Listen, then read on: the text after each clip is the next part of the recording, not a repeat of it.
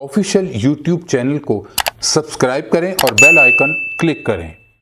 نحمدہ ونصلی ونسلم علی سیدنا و مولانا محمد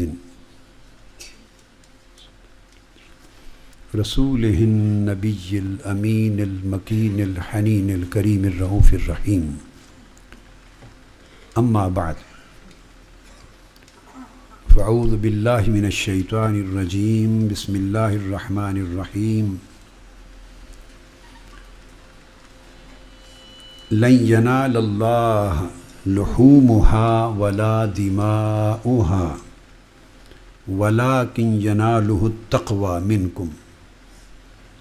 وقال اللہ تبارک وتعالی من یخرج من بیتہ مہاجرا الی اللہ ورسولہ ثم يدركه الموت فقد وقع اجره على الله وكان الله غفورا رحيما۔ وقال الله تبارك وتعالى ربكم اعلم بما في نفوسكم ان تكونوا صالحين فانه كان للاوابين غفورا۔ وقال الله تبارك وتعالى فی کلامہ المجید یا ایہا الذین آمنوا اتقوا اللہ وکونوا مع الصادقین۔ وقال تعالی ھذا یوم ینفع الصادقین صدقہم۔ وقال تعالی واجعل لی لسان صدق فی الآخرین۔ وقال تعالی واذکر فی الکتاب اسماعیل انہ کان صادق الوعد وکان رسولا نبیا۔ وقال تعالی والذی جاء بالصدق وصدق به اولئک هم المتقون۔ وقال تعالی من المؤمنین رجال صدقوا ما عاہدوا اللہ علیہ۔ وقال تعالی لیجزی اللہ الصادقین بصدقہم۔ وقال تعالی اولئک هم الصادقون۔ صدق اللہ مولانا العظیم۔ معزز معتکفین و معتکفات، منہاج القرآن کی لاہور کی مرکزی اعتکاف گاہ میں ہزارہا مہمانان خدا، ہزارہا خلوت گزین اور ہزارہا ذکر نشین، طالبان حق، طالبان ہدایت، اور لندن کے منہاج القرآن رومفورڈ روڈ کے مرکز پر اور پورے یورپ میں، نارتھ امریکہ میں، اور خاص طور پہ پورے انڈیا میں اور بنگلہ دیش میں اور جاپان تک، شرق سے غرب تک 5 سے زائد ملین کے قریب افراد جو مختلف ٹی وی نیٹ ورکس کے ذریعے اور خاص طور پہ منہاج ٹی وی کے ذریعے اور دیگر چینلز کی صورت میں ہماری عشرہ اخیرہ ماہ رمضان المبارک کی ان مقدس راتوں کی مجلسوں میں ہمارے ساتھ شریک ہیں، سب کو السلام علیکم ورحمۃ اللہ وبرکاتہ۔ اللہ رب العزت آپ کو ماہ رمضان المبارک کی برکتوں سے مالا مال کرے اور ان مقدس راتوں کے انوار و تجلیات سے آپ کے سینوں کو اور دلوں کو روشن فرمائے، اور اس ماہ مبارک میں بخشش و مغفرت، رحمت اور عذاب سے نجات کا مژدہ سنائے، اور دنیا اور آخرت کی نعمتوں، رحمتوں اور سعادتوں سے آپ سب کو بہرہ یاب فرمائے۔ اب یہ رپورٹ میرے سامنے آئی ہے، چونکہ 27ویں شب گزری ہے اور آج 27ویں کا دن گزرا ہے۔ الحمدللہ تعالی گوشہ درود میں مبارک ہو آپ کو۔ اب تک گوشہ درود میں اور گوشہ درود کے زیر انتظام جتنا نظام ہے ورلڈ وائڈ، اس میں جو درود پاک پڑھ کے اب تک آقا علیہ الصلوۃ والسلام کی بارگاہ اقدس میں ہدیہ پیش کیا گیا، اس کا لیٹسٹ عدد ابھی جو جولائی میں بنا کے بھیجا ہے، اگست کا ابھی نہیں آیا، اگست تو ختم ہوگا تو آئے گا، وہ اب تک جو درود پاک کا ہدیہ آقا علیہ السلام کی بارگاہ میں گنبد خضرا میں روانہ کیا گیا ہے، اس کا عدد اب تک ہو گیا ہے 41 ارب 41 بلین 26 کروڑ 33 لاکھ 81,436 آقا علیہ السلام کی بارگاہ میں حضور کے نوکروں اور غلاموں نے اور آقا کے چاکروں اور سگان حبیب نے یہ آقا کی بارگاہ میں ہدیہ درود بھیجا ہے۔ منہاج القرآن کی وساطت سے جو انتظام ہے گوشہ درود کا، اس پر گوشہ درود کی انتظامیہ اور منہاج القرآن دنیا بھر کے منتظمین، گوشہ نشین، اس کے وزٹرز، بھیجنے والے، حلقات درود قائم کرنے والے، ریموٹ یوزرز کو ویب وغیرہ پہ استعمال کرنے والے، وہ سب مبارکباد پہ مستحق ہیں۔ اور یہ اس وقت تک ٹوٹل ہے، ایک مہینے کی ایوریج 1 ارب سے زیادہ ہوتی ہے۔ ماہانہ درود پاک جو آقا علیہ السلام کی بارگاہ میں ہدیہ جاتا ہے، اس کی ایوریج 1 ارب سے 1.5 ارب یا 1.25 ارب درمیان میں رہتی ہے، 1 ارب سے کم نہیں ہوتی اور 1.5 ارب تک جاتا ہے ایک ماہانہ درود پاک کا ہدیہ، مور دین 1 بلین ٹائمز، اتنا درود پاک ہر مہینے جاتا ہے۔ الحمدللہ تعالی، اللہ کا شکر ہے، 2,43,868 وزٹرز گوشہ درود میں آ کے بیٹھ چکے ہیں۔ 2 lakhs یعنی 243,868 اتنے وزٹر گوشہ درود میں آ کے درود پاک پڑھنے کے لیے ٹوٹل نمبر ہے، بیٹھ چکے ہیں۔ یہ ایک ایسی سعادت ہے جو اللہ نے منہاج القرآن، تحریک منہاج القرآن کے سپرد کی، جہاں 24 گھنٹے 1 منٹ اور 1 سیکنڈ کے ناغے کے بغیر سال کے 365 پورے دنوں میں بغیر ناغے کے جہاں درود پاک پڑھا جاتا ہے، یہ روضہ اقدس اور گنبد خضرا کے منظر کے بعد روئے زمین پر یہ سعادت کسی اور جگہ نہیں ہے۔ غلام ہے رسول کے غلام ہے، غلام یہ رسول میں آقا علیہ السلام کی بارگاہ میں 70,000 ملائکہ صبح آتے ہیں، وہ ایک ایسا گوشہ درود ہے حضور کی بارگاہ کا، اور 70,000 ملائکہ شام کو آتے ہیں، اور لاکھوں کروڑوں صبح و شام حضور کے غلام مواجہ شریف کے سامنے اور ارد گرد حضور پہ درود و سلام کا ہدیہ پیش کرتے رہتے ہیں۔ وہ تو ایک کائناتی اور آفاقی گوشہ درود ہے، جہاں انفس و آفاق سے درود کے چشمے پھوٹتے ہیں آقا علیہ السلام کی بارگاہ میں۔ تو وہاں ایک لمحہ حضور کی بارگاہ میں درود کے پہنچنے میں 1 سیکنڈ بھی ناغہ نہیں ہوتا، مرد سو جائیں تو ملائکہ تو نہیں سوتے۔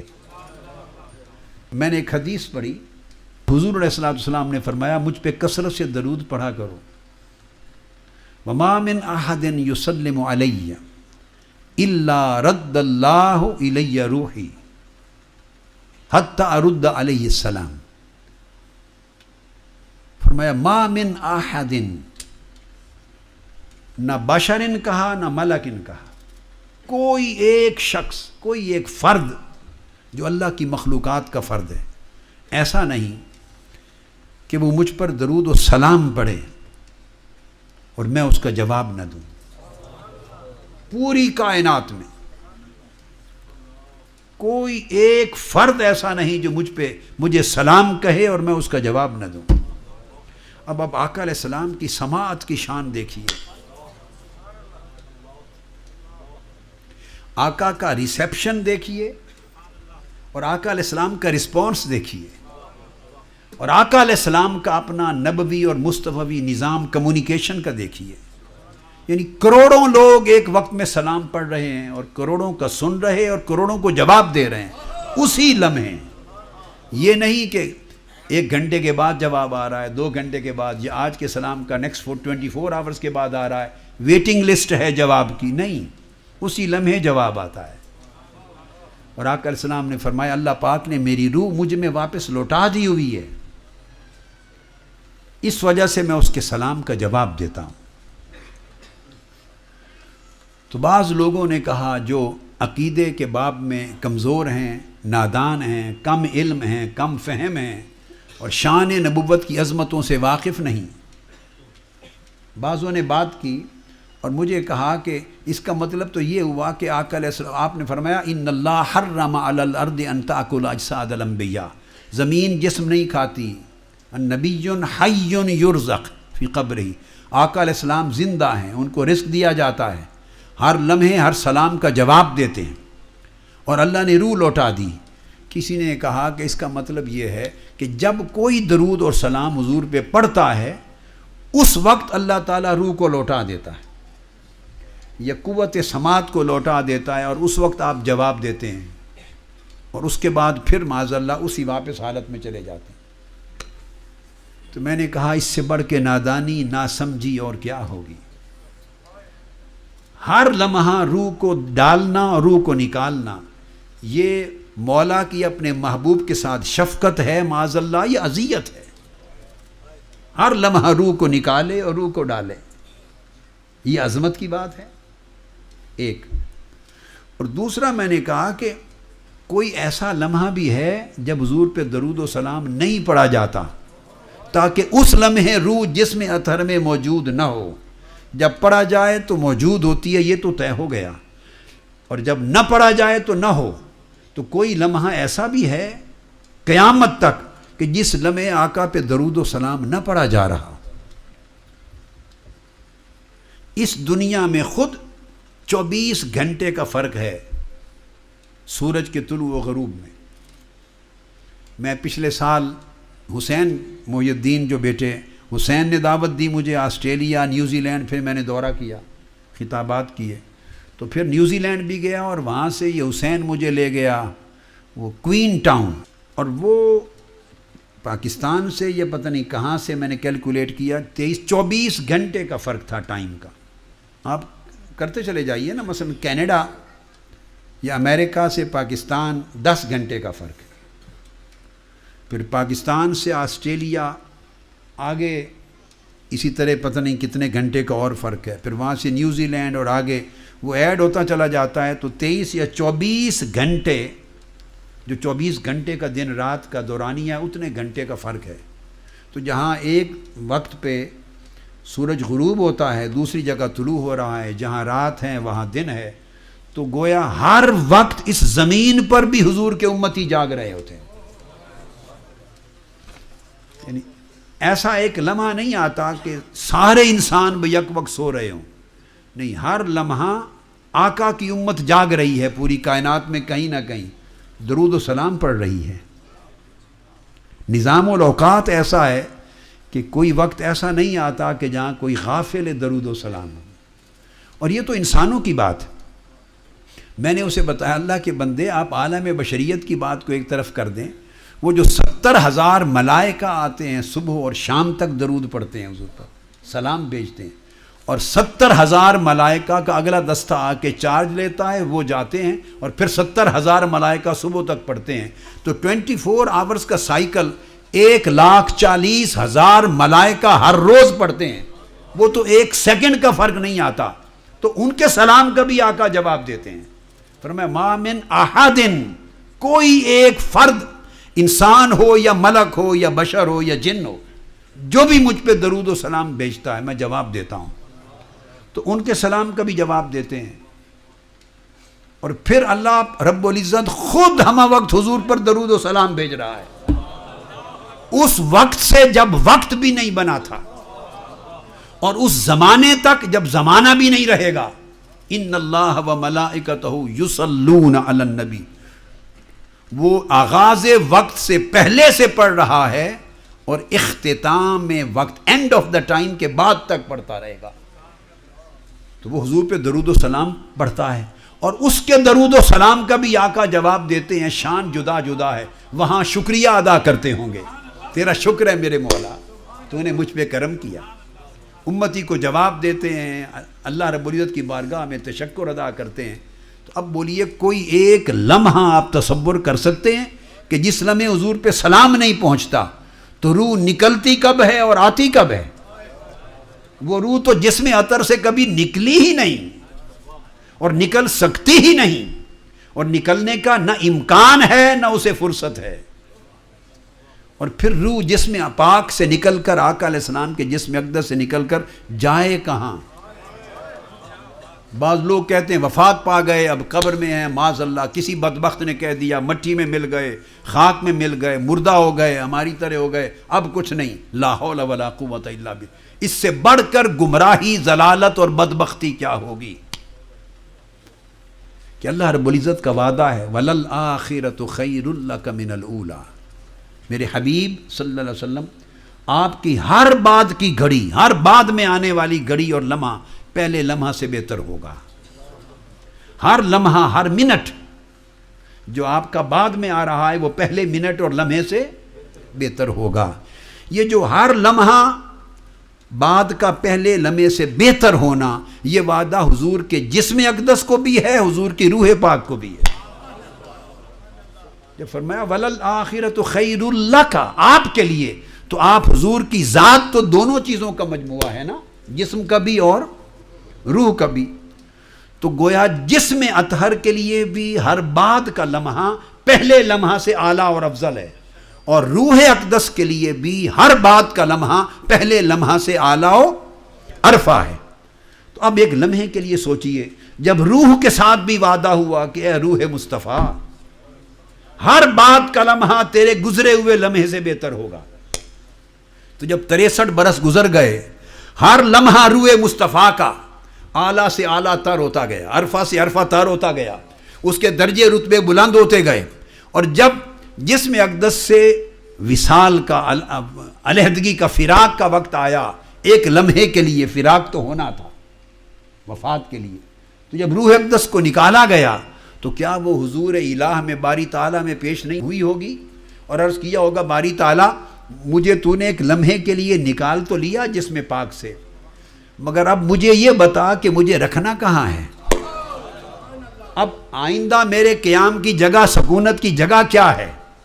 چونکہ تیرا وعدہ ہے وَلَلْآخِرَةُ خَيْرٌ لَكَ مِنَ الْأُولَىٰ، ہر بعد کا لمحہ پہلے سے بہتر ہوگا، تو پہلے لمحے تو میں جسم مصطفیٰ میں گزار کے آئی ہوں، 63 برس تو میں جسم مصطفیٰ میں گزار کے آئی ہوں، اور تیرے وعدہ کے مطابق اب بعد کے لمحے اس سے بہتر جگہ پہ تو نے رکھنے ہیں۔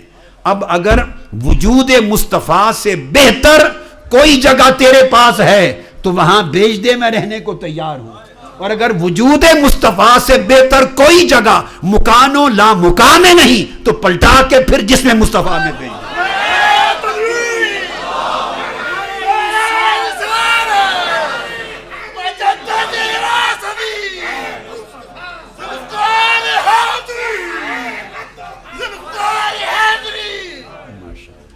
اللہ کا وعدہ ہے، اور اللہ کا وعدہ کبھی غلط نہیں ہو، وعدہ خلافی نہیں کرتا۔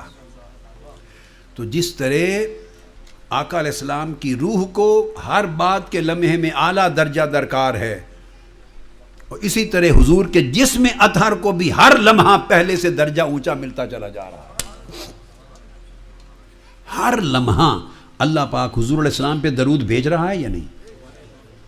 ان اللہ و ملائکتہ یصلون علی النبی، یہ استمرار ہے، دوام ہے، اللہ ہمیشہ حضور پہ درود پڑھتا رہتا، بھیجتا رہتا ہے۔ تو اللہ پاک جب آقا علیہ السلام اپنے محبوب پر درود بھیجتا ہے تو بولیے جب اللہ نے درود بھیجا تو اللہ کا حضور پر درود بھیجنا کیا ہے؟ حضور کا درجہ بلند کرنا، حضور پر رحمتوں کی برسات کرنا، حضور کو اپنے اور قریب کرنا۔ تو ہر ایک درود جب اللہ کا حضور پر پہنچا، اسی درود کے نتیجے میں ایک درجہ بلند ہوا یا نہیں؟ ہوا یا نہیں؟ جو درجہ اللہ کے اس درود کے وصول سے پہلے تھا، جب اللہ نے درود بھیج دیا تو درجہ بلند ہوا کہ نہیں؟ ابھی وہ لمحہ ختم نہیں ہوا تو دوسرا درود آ گیا، پھر درجہ بلند ہوا، وہ لمحہ ختم نہیں ہوا تو پھر درود آ گیا۔ یصلون علی النبی، مسلسل بلا انقطاع حضور پہ درود بھیجتا رہتا ہے۔ تو جب اللہ حضور پہ درود بھیجتا رہتا ہے تو پتہ چلا کہ حیات ظاہری میں بھی اور حیات برزخی میں قبر انور میں جانے کے بعد بھی آج تک اور قیامت تک ہر لمحے خدا کا درود آتا رہے گا حضور پر اور حضور کا درجہ بلند ہوتا رہے گا. تو آقا کی شان ہر لمحے بلند ہوتی جا رہی ہے. اور وَرَفَعْنَا لَكَ ذِكْرَكَ میں بھی یہی وعدہ ہے، ہم نے آپ کا ذکر بلند کر دیا. اور ذکر بلند کرنے سے مراد شان کا بلند کرنا ہے. تو ہر لمحہ حضور کی شان بلند سے بلند تر ہوتی جا رہی ہے، جیسے بلند کرنے والے کی شان اور جیسے اس بلند ہونے والے کی شان. بلند کرنے والے کی جیسے شان اور بلند ہونے والی ذات کی جیسے شان. لہذا آقا علیہ الصلوۃ والسلام حیات ہیں، جسمانی بھی اور روحانی بھی. آپ کی توجہات بھی قائم ہیں، آپ کے فیوزات بھی قائم ہیں، آپ کا توسل بھی قائم ہے، آپ کی شفاعت بھی قائم ہے، آپ کے تصرفات بھی قائم ہیں، آپ کی توجہات بھی قائم ہے، امت کی طرف آپ کا التفات بھی قائم ہے، دست رحمت بھی اسی طرح کشادہ ہے. اور لمحہ لمحہ آقا غلاموں کو اسی طرح نوازتے ہیں جیسے پہلے نوازتے تھے. فرق صرف اتنا ہے کہ وصال کے بعد ایک پردہ ڈال دیا گیا جس کو قبر انور کہتے ہیں. ایک پردہ ڈال دیا. پردہ سے پہلے ہر کوئی دیکھتا تھا. ابو بکر و عمر بھی دیکھتے تھے، ابو جہل و ابو لہب بھی دیکھتے تھے. پہلے دیکھنے میں رکاوٹ نہ تھی. اب پردہ ڈل جانے کے بعد جس کی نگاہ ابو بکر و عمر جیسی ہو وہ آج بھی دیکھتے ہیں، اور جس کی نگاہ ابو جہل و ابو لہب جیسی ہو وہ نہیں دیکھ سکتے. سو غیروں کا دیکھنا بند ہو گیا، اپنے آج بھی دیکھ رہے ہیں.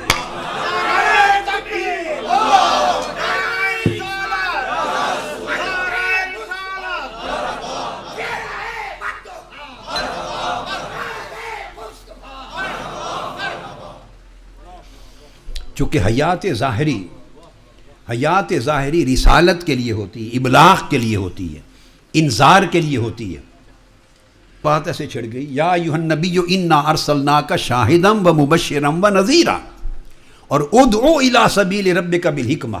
ظاہری زندگی دعوت کے لیے ہوتی ہے، غیروں کو دعوت دینے کے لیے ہوتی ہے، اور اپنوں کے لیے یتلو علیکم آیاتنا ویزکیکم وَيُعَلِّمُكُمُ الْكِتَابَ وَالْحِکْمَةَ. اپنوں کی تربیت کے لیے ہوتی ہے. آقا کی حیات ظاہری غیروں کے لیے بھی نفع مند تھی، نفع بخش تھی، اور اپنے غلاموں کے لیے بھی نفع بخش تھی. غیروں کو دعوت دیتے تھے، اور نظام تبشیر و انذار کا، جنت کی طرف بلانا، دوزخ سے ڈرانا، اللہ کی راہ پہ چلانا.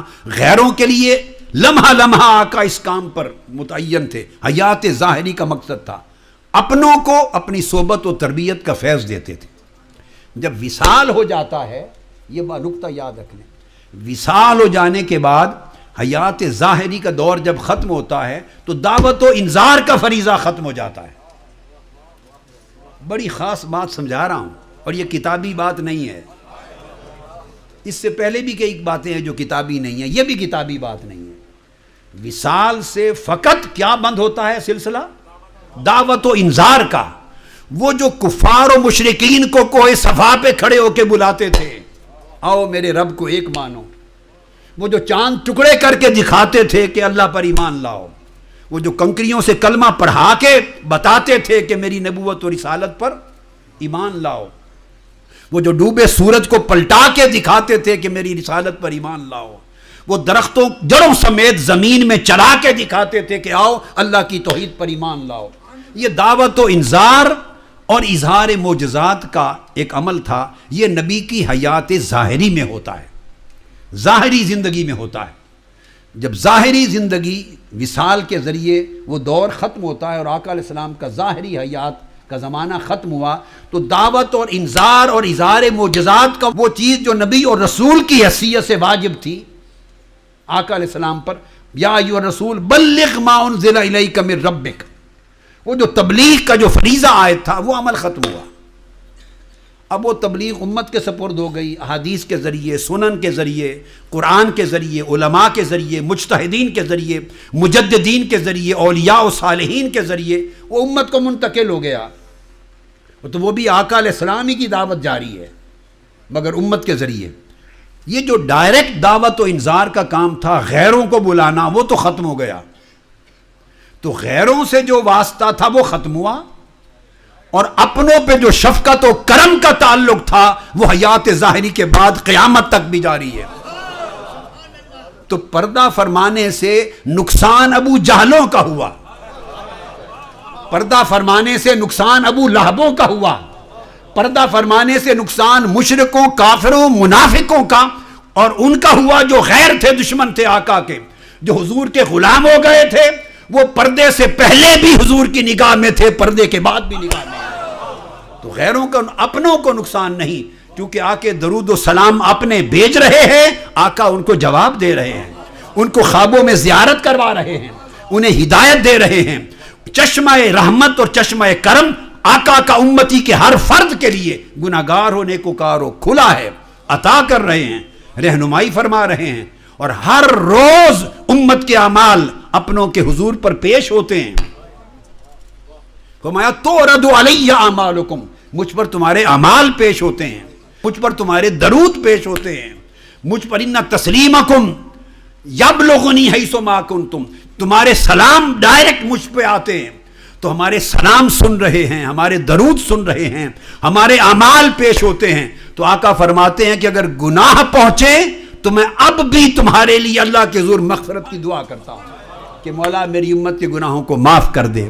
نیک اعمال پہنچیں تو خوش ہوتا ہوں، اللہ کا شکر ادا کرتا ہوں. تو بولیے تعلق کیا ٹوٹا ہے، اپنوں کے ساتھ کیا تعلق ٹوٹا ہے کہ ہر ایک کا نیک عمل جائے تو مسکرا کے مبارک دیتے ہیں، شکر ادا کرتے ہیں. ہمارے گناہ جائیں تو آقا فرماتے ہیں میں تمہاری بخشش کے لیے دعا کرتا ہوں. تو ان کا دھیان اور توجہ تو ہم سے ہٹا ہی نہیں. تو پردہ فرمانے سے محروم رہ گئے کفار، مشرکین، منافقین اور بد عقیدہ جن کا تعلق نہیں جڑا تھا. اور وہ جو غلامی میں آ گئے تھے اپنے، وہ تو پردہ فرمانے سے ان کا کوئی نقصان نہ ہوا. فقط یہ کہ اگر صفائے قلب، دل آئینہ بن جائے تو دل کے آئینے میں ہے تصویر یار. آئینہ بن جائے تو حضور کو تکتے بھی ہیں. اور اگر قرب کا تعلق پیدا ہو جائے صفائے قلب سے تو حضور کو سنتے بھی ہیں، اور امتی خوابوں میں آقا کو دیکھتے بھی ہیں. اور وہ لوگ بھی ہیں کہ عالم بیداری میں بھی مصطفیٰ کی زیارت کرتے ہیں، عالم بیداری میں بھی زیارت کرتے ہیں. اور ایسے بھی ہوئے کہ اس مسافہ کی خواہش ہوئی تو قبر انور سے دست پاک باہر آیا اور 90,000 لوگوں نے دیدار کیا حضور کے دست مبارک کا، سید امام احمد رفاعی کا. اور ایسے بھی ہیں کہ غلاموں کے منہ میں آ کے لعاب دہن ڈالتے ہیں، ایسے بھی ہیں کہ غلاموں سے معانقہ کرتے ہیں، غلاموں کو اجازتیں دیتے ہیں، غلاموں کو رہنمائی دیتے ہیں، ان کے سوالات کا جواب دیتے ہیں. اور لوگ 72 مرتبہ بھی حضور کی مجلس میں بیداری میں بیٹھ کے حضور سے براہ راست سوال کرتے ہیں. تو آقا علیہ السلام کی شان میں تو کوئی کمی نہیں، وہ تو شان اولا تر ہوتی جا رہی ہے. تو جتنی بڑھتی جا رہی ہے اتنا کرم امت پہ بڑھتا جا رہا ہے. ہماری بد نصیبی کہ اس ساری کرم نوازی کے باوجود ہم حضور کے نہ بن سکے. اگر نہ بن سکے اور بے وفا رہیں تو اس میں آقا کی عطا کا تو کوئی قصور نہیں ہے، آقا کی عطا کا تو کوئی قصور نہیں. اگر ہم ہی بے وفا ہو گئے تو ہم نے تو اپنا حال خراب کیا. یہ کچھ باتیں میں نے گوشہ درود کا ذکر چلا تو میں نے کر دی.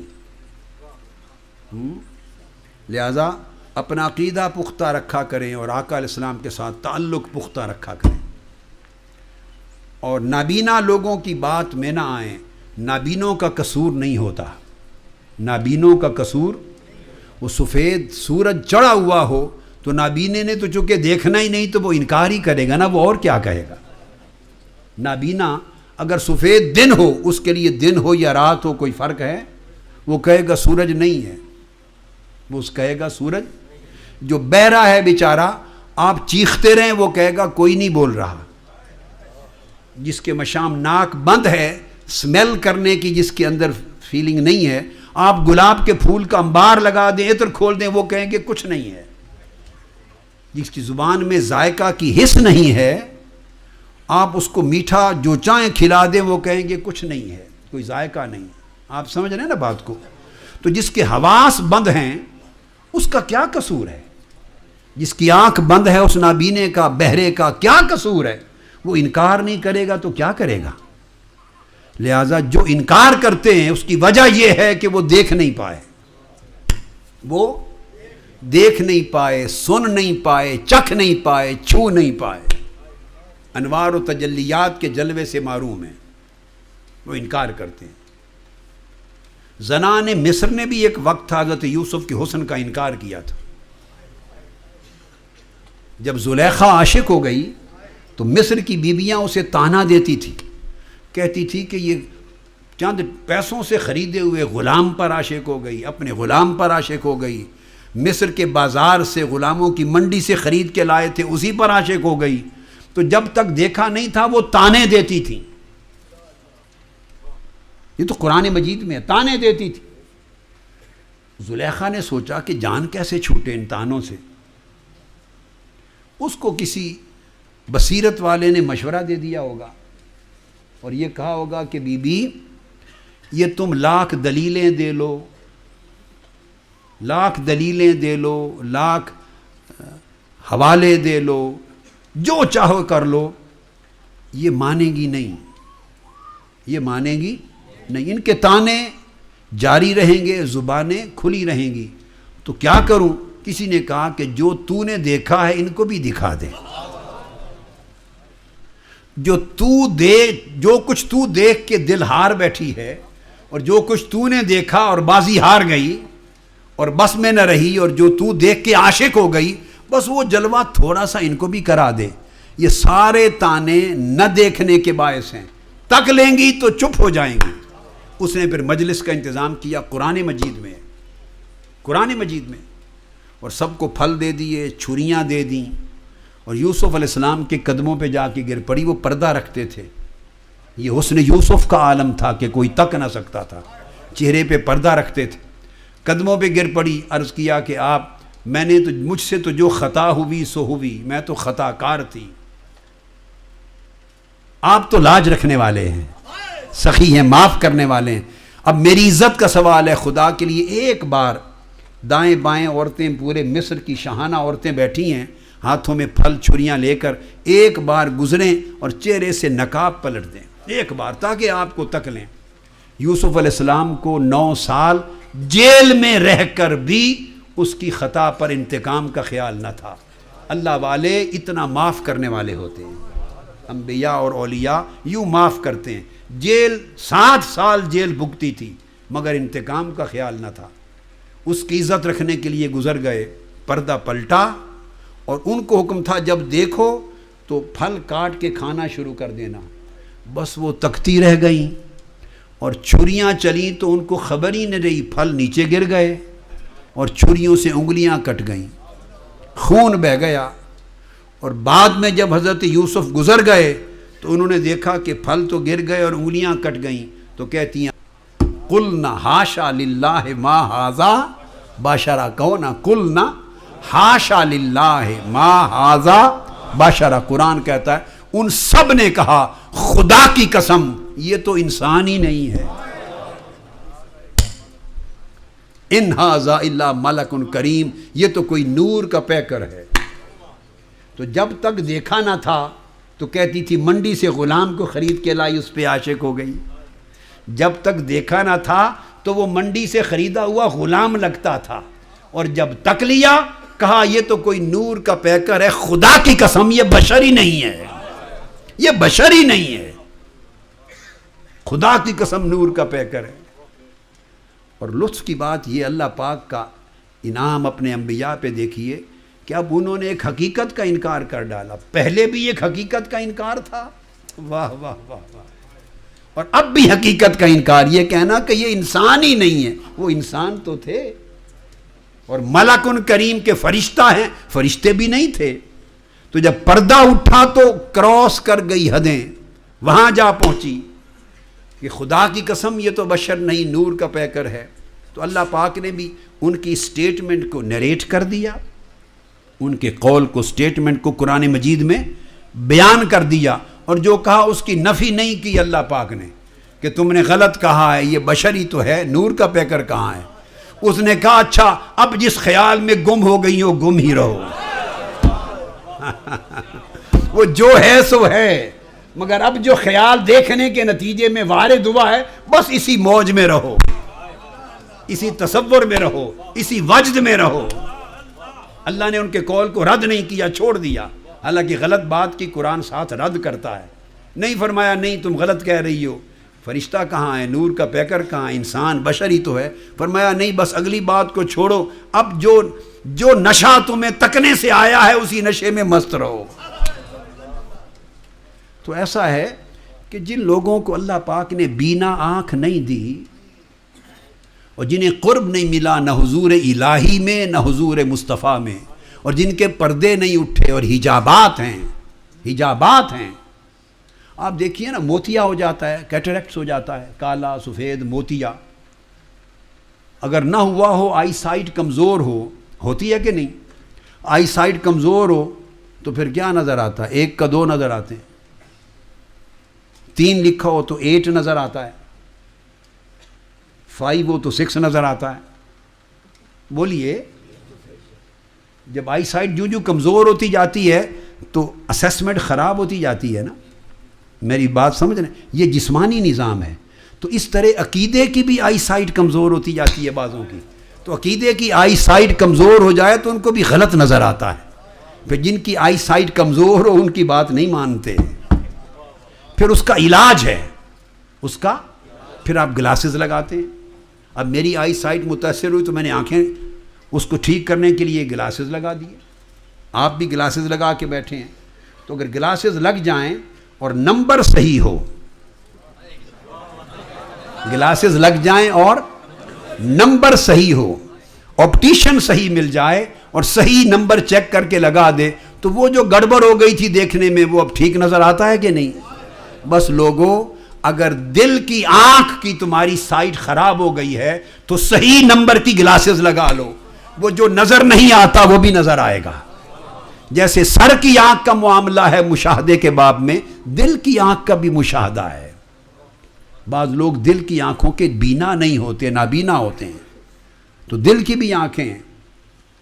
اور اگر کچھ لوگوں کا کیٹریکٹس موتیا ہو جائے تو پھر وہ بالکل ہی نظر نہیں آتا، پھر کیا کرتے ہیں؟ 100 گلاسز لگا لیں، فائدہ نہیں، پھر آپریٹ کرنا پڑتا ہے، سرجری ہوتی ہے، بعضوں کی سرجری نہیں ہو سکتی تو سرجری سے ریموو کرتے ہیں، پھر نظر آنا لگ جاتا ہے۔ تو ہر چیز کا ایک پروسیس ہے، ایک عمل ہے، لہٰذا اسی بات پر اعتماد کرتے ہیں جسے صحیح دکھائی دیتا ہو، اور جسے دکھائی نہیں دیتا اس بیچارے کا قصور کوئی نہیں، اس کا تو محض قرآن پڑھ لینا، قرآن کی آیتیں بیان کر دینا، حدیثیں بیان کر دینا، اس سے اس بات کی سند نہیں مل جاتی کہ اس کا عقیدہ اور فہم صحیح ہے۔ خود قرآن نے کہا یضل بہ کثیرا ویہدی بہ کثیرا، اسی قرآن کو پڑھ کر بڑے لوگ گمراہ ہو رہے اور اسی قرآن کو پڑھ کر ہدایت بھی پا رہے۔ یہ تو ڈیپینڈ کرتا ہے کہ کس نے کتنی اصلاح کر لی، اپنے فہم کو کتنا منور اور روحانی روشن کر لیا، اور اپنے علم کو کتنا صالح اور نافع کر لیا۔ اور یہ سارا فہم عطا مصطفیٰ سے اور عطا خدا سے نصیب ہوتا ہے۔ اب اسی بات کو آگے بڑھاتے ہیں کہ جو باتیں کیں کہ بینا ہو بندہ، تو وہ بینائی آتی کیسے ہے، وہ بینا بنتے کیسے ہیں لوگ؟ تو پلٹ کے آج اس موضوع کی طرف آتے ہیں، وہ جو موضوع ہمارا 10 راتوں کا چل رہا تھا۔ تو کل تک بات ہوئی تھی اخلاص سے دل کی صفائی ہوتی ہے اور آنکھ کھلتی ہے، اور آج کا موضوع پھر نیت اور اس کا صدق ہے۔ کل تھا اخلاص نیت کا، اور آج کیا ہے؟ صدق نیت میں سچائی۔ تو صدق اور اخلاص سے باطن کی آنکھ کھلتی ہے۔ اب وہ جو نیت کا بیان ہے، ہم ظاہری عمل پہ زور دیتے ہیں، اور اس ظاہر کا جو باطن ہے وہ نیت، جو اصل سورس آف موٹیویشن ہے، جو اس عمل کی نوعیت کو، اس کی نیچر کو متعین کرتا ہے، اور جو اس عمل کے اگلے نتیجے کو اور اللہ کے حضور قبول ہونے یا قبول نہ ہونے کے متعین کرتا ہے، اور اس عمل کے درجے اور مرتبے کو متعین کرتا ہے۔ وہ ڈیسائسو فیکٹر اس عمل میں نیت ہے۔ کیا ہے؟ نیت۔ نیت عمل کا باطن ہے، اور نیت کی قوت اتنی ہے کہ اللہ پاک نے فرمایا سورہ النساء کی آیت نمبر 100 میں کہ جو شخص، میں نے یہ آیتیں پڑھ دی ہیں، اب میں ان آیات کریمہ کو ریپیٹ نہیں کروں گا، ان کا ترجمہ اور مفہوم بیان کروں گا تاکہ وقت دوبارہ ہمارا بچ سکے کچھ۔ یہ تمام آیتیں جو میں نے پڑھی ہیں اب میں انہی کا ذکر کر رہا ہوں۔ وَمَن يَخْرُجْ مِن بَيْتِهِ مُهَاجِرًا إِلَى اللَّهِ، ارشاد فرمایا کہ جو شخص اپنے گھر سے نکل پڑے، گھر سے نکل پڑے فقط اس نیت کے ساتھ کہ اللہ اور اس کے رسول کی طرف جا رہا ہوں، بولیے اللہ اور اس کے رسول کی طرف جا رہا ہوں، اللہ اور اس کے رسول کی طرف ہجرت کی نیت کرتے ہوئے گھر سے نکل پڑا۔ اور اب قرآن کی بات سنیے، یہ جو اللہ اور اس کے رسول کی طرف ہجرت کی نیت متعین ہو گئی نا، کہ گھر سے نکلا ہے، ایک نیت ہے آدمی گھر سے نکلا ہے تو میں امریکہ اپنے بزنس کے لیے جا رہا ہوں، گھر سے نکلا ہے یورپ اپنے بزنس ٹرپ پہ جا رہا ہوں، گھر سے نکلا ہے میں پلیئر ٹرپ ہے ہالیڈیز پہ جا رہا ہوں، گھر سے نکلا ہے میں فلاں کے ساتھ کچھ لین دین ہے، ٹرانزیکشن ہے، کچھ کانٹریکٹ ہے، وہ سائن کرنے جا رہا ہوں، ہزار گھر سے نکلا ہے جاب کے لیے جا رہا ہوں، گھر سے نکلا ہے یونیورسٹی کی میری سٹڈی ہے اس کے لیے جا رہا ہوں، ایک نیت ہے نا۔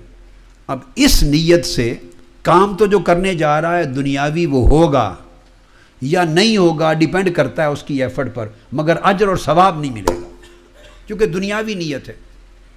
کیا؟ دنیاوی نیت ہے۔ اب اگر نیت میں اتنا سا تبدیلی کر لے، کیا؟ اسی نیت کا سوئچ دوسری جگہ لگا دے، کام میں فرق نہیں آنا، اتنی نیت کر لے۔ اگر یونیورسٹی جا رہا ہے پڑھنے تو اتنی نیت کر لے، ہر روز وضو کرے نکلنے سے پہلے، طہارت کرے اور نیت کرے کہ پڑھنے جا رہا ہوں تاکہ پڑھ کر میں اتنا علم حاصل کروں کہ آقا علیہ السلام کی امت کی خدمت کر سکوں، مسلم سائنٹسٹ بنوں، امت مسلمہ کو سائنس ٹیکنالوجی میں کچھ دوں، حضور کے دین کی تقویت کے لیے باعث بنوں، انسانیت اور آقا علیہ السلام کی امت کی خدمت کر سکوں، حضور علم کو پھیلا سکوں اور لوگوں کو اندھیروں سے نکال سکوں، وغیرہ وغیرہ وغیرہ۔ جو بھی لائن ہے آپ کی اس لائن کو کنیکٹ کر لیں اللہ اور اس کے رسول کے ساتھ، اللہ اس کے رسول کے حکم کے ساتھ۔ تو اگر اس نیت کے ساتھ گھر سے نکل پڑے تو آکسفورڈ جائیں یا کیمبرج جائیں یا لنڈن یونیورسٹی جائیں، جانے سے لے کر آنے تک سارا عمل عبادت بن گیا، سارا عمل عبادت بن گیا، بشرطے کہ وہ پورا وقت جو گزارا پاک رہے، نگاہ پھر جو نیت کی اسی کے مطابق پاکیزہ رہے، نگاہ صحبت بری نہ ہو۔ آپ بات کو سمجھ گئے ہیں نا؟ پھر نیت غالب رہے آپ پر۔ جاب پر گئے یہ نیت کر لے کہ رزق حلال کماؤں تاکہ رزق حلال سے میرے اور میری اولاد کے اندر جو لقمہ جائے تو حضور علیہ السلام کے فرمان کے مطابق نور پیدا ہو اور عبادت قبول ہو۔ بس اتنی نیت ہی کرنی ہے۔ بتائیں کتنا خرچ ہو جاتا ہے اس نیت کرنے سے؟ کتنے پیسے لگ گئے؟ 10-20 پاؤنڈ لگ جاتے ہیں جی؟ اور آپ لاہور والے بتائیں کو 100 200 500 روپے لگ جاتے ہیں۔ ایک نیت کا باب ہے، نیت کر لی کہ میں جاب کرنے جا رہا ہوں تاکہ رزق حلال کماؤں، بس۔ اور پھر دھوکہ نہیں کرنا کسی سے، جھوٹ نہیں بولنا، اپنا روزگار سچائی کے ساتھ کریں، صدق کے ساتھ۔ آپ کا سارا وقت جو کاروبار میں گزرا عبادت بن گئی۔ دین کی وسعت و رحمت کا عالم یہ۔ میں نے اگلے دن بتایا تھا، کھانے پر بیٹھیں، بھلے بریانی بنائی ہے آپ کی امی نے اور آپ کی بیوی نے، مرغا بنایا ہے، گوشت بنایا ہے، کباب ہیں، سویٹ ڈش ہے، جو چاہے بنا کے رکھا ہے، یا دال ہے، جو کچھ میسر ہے، طہارت کے ساتھ وضو کے ساتھ کھائیں۔ ایک وضو کریں، بسم اللہ الرحمن الرحیم پڑھیں اور نیت یہ کریں کہ یہ کھانا اس لیے کھا رہا ہوں تاکہ اس سے تقویت آئے اور میں اللہ کی عبادت و طاعت توانائی کے ساتھ انجام دے سکوں، اور اللہ کے دین کی خدمت کا وقت آئے تو میرا جسم کی توانائی کام آئے۔ اب بولیے اس نیت کے کھانے سے بریانی کی پلیٹ اٹھ کے بھاگ جائے گی کمرے سے باہر کہ یہ تو اس نے نیت اور کر لی، بریانی کی پلیٹ جا رہی ہے، کباب اڑنے لگ گئے ہیں، مرغا بھاگ گیا ہے، اذانیں دے کے مرغا بھاگتا جا رہا ہے، دسترخوان خالی ہو جائے گا آپ کا؟ بولیے نا، آپ بتائیں مجھے معتکفین، کوئی نقصان ہو جائے گا؟ نہیں، سب کچھ آپ کے اندر ہی جانا ہے، اندر سے بھی کھائیں اور نیت یہ ہو کہ اس سے ذرا توانائی بڑھے گی، طاقت آئے گی تو میں مشن کے اور دین کے کام کے لیے اور مستعد ہو جاؤں گا۔ اندر سے کھانا بھی عبادت بن جائے گا۔ فالودہ کھائیں، نیت یہ کریں کہ بھوک ختم ہو، کچھ توانائی آئے، شوگر میری آ جائے جو لو ہو رہی ہے، تاکہ میں دین کی خدمت کے لیے توانا ہو سکوں۔ فالودہ کھانا بھی عبادت بن جائے۔ میرا مقصد بات کا یہ ہے کہ آپ دنیا کا کوئی عمل کریں، کوئی عمل کریں جو حلال ہے، عمل فی نفس ہی حلال ہے، سنت کے تابع ہے، دین اور شریعت کے تابع، عمل حلال ہے، عمل میں کوئی فعل حرام، ممنوع اور مکروہ نہیں، بس اس عمل کی نیت نیک کر لیں، حضور کی طرف اس کا رخ کر لیں، مدینہ پاک کی طرف، اللہ کی طرف رخ کر لیں، جوڑ لیں آقا کی سنت کے ساتھ اور اللہ کے کسی امر کے ساتھ، آپ کا ہر عمل عبادت بن جائے گا۔ اب فرمایا قرآن مجید نے کہ جو یہ نیت کر کے گھر سے نکل پڑا کہ میں اللہ اور اس کے رسول کی طرف ہجرت کی، میں نے یعنی اللہ اس کے رسول کی طرف چل پڑا ہوں، اللہ اس کے رسول کی طرف رخ کر لیا، اللہ اس کے رسول کی طرف دل کو متوجہ اور ملتفت کر لیا، اللہ اور اللہ کا رسول کا دھیان لے کے چل پڑے، ان کی خوشنودی کے لیے نکل پڑا، یہ سب معنی ہیں، تو نکل پڑا۔ اب طاقت دیکھیے اس نیت کی کیا ہے، ثم یدرکہ الموت، اور جہاں جانا تھا وہاں پہنچ نہیں سکا، جہاں جانا تھا وہاں رستے میں ہی موت آ گئی، ڈیتھ آ گئی۔ اب قرآن کہتا ہے فقد واقع اجرہ علی اللہ، رستے میں فوت ہو گیا، پہنچ بھی نہیں سکا وہ جس ہجرت پہ جا رہا تھا، اللہ پاک کا وعدہ ہے میں اس کو کامل اجر عطا کروں گا، کامل اجر، پر میں اللہ نے اپنے ذمے لے لیا۔ اللہ بڑا غفور و رحیم ہے، یہ قرآن ہے۔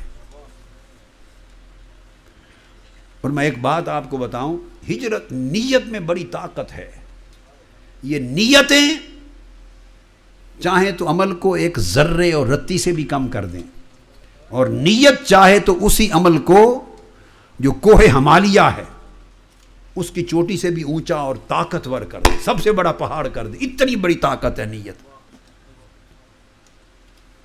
ایک خاتون مکہ معظمہ سے چلی، مسلمان ہوئی، اس کا بچہ تھا ایک جوان، اس کو لے کے چلی، کفر چھوڑ کر آقا علیہ السلام کی طرف ہجرت کی، ایمان لائی، ہجرت کر کے مدینہ طیبہ پہنچ گئی۔ بیٹا جوان تھا اور وہ عورت پھر نابینا ہو گئی، صحابیہ تھی، وہ نابینا ہو گئی، بینائی چلی گئی۔ شام کا وقت تھا، اس کا بیٹا بیمار ہوا تو اس کی ڈیتھ ہو گئی۔ صحابہ کرام، دوسرے صحابہ کرام آئے اور کوئی تابعین ان کے ساتھ آئے، انہوں نے دیکھا انا للہ و انا الیہ راجعون، اس پر چادر ڈال دی، اور چونکہ نابینا تھی اس کی ماں، اس کو تعزیت کرنے لگے، افسوس کرنے لگے۔ اس نے پوچھا تعزیت کیوں کر رہے ہو؟ کیا میرا بیٹا مر گیا ہے؟ اس کو ابھی تک خبر نہیں تھی، بینا نہیں تھی نا، کیا میرا بیٹا فوت ہو گیا ہے مجھے تعزیت کر رہے ہو؟ تو انہوں نے کہا ہاں فوت ہو گیا ہے، اللہ کا امر تھا تمہیں تعزیت کر رہے، انا للہ و انا الیہ راجعون۔ وہ نابینا خاتون صحابیہ اٹھی، اٹھ کے مصلی پہ گئی اور اس نے کہا میرے مولا تجھے علم ہے میں کفر چھوڑ کر ایمان لائی اور صرف تیرے حبیب مصطفیٰ کی طرف ہجرت کر کے مدینہ آئی، یہ لفظ ہیں حدیث میں صرف رسول اللہ کی طرف ہجرت کر کے آئی، آقا کی طرف، ساری امیدوں کا رخ آقا کی طرف کر کے آئی ہوں مدینے، اور یہاں پہنچ کر میرا جوان بیٹا تو نے لے لیا، مجھے بے سہارا چھوڑ دیا۔ یہ حضور کی ہجرت کی نیت کرنے کا یہ صلہ ملا، اگر تو نے میری ہجرت قبول کی تو ابھی میرے بچے کو زندہ کر دے، اس خاتون کے یہ الفاظ ادا ہوئے، مصلے سے اٹھی نہ تھی کہ اس کا جوان بیٹا کپڑا ہٹا کے اٹھ کے بیٹھ گیا۔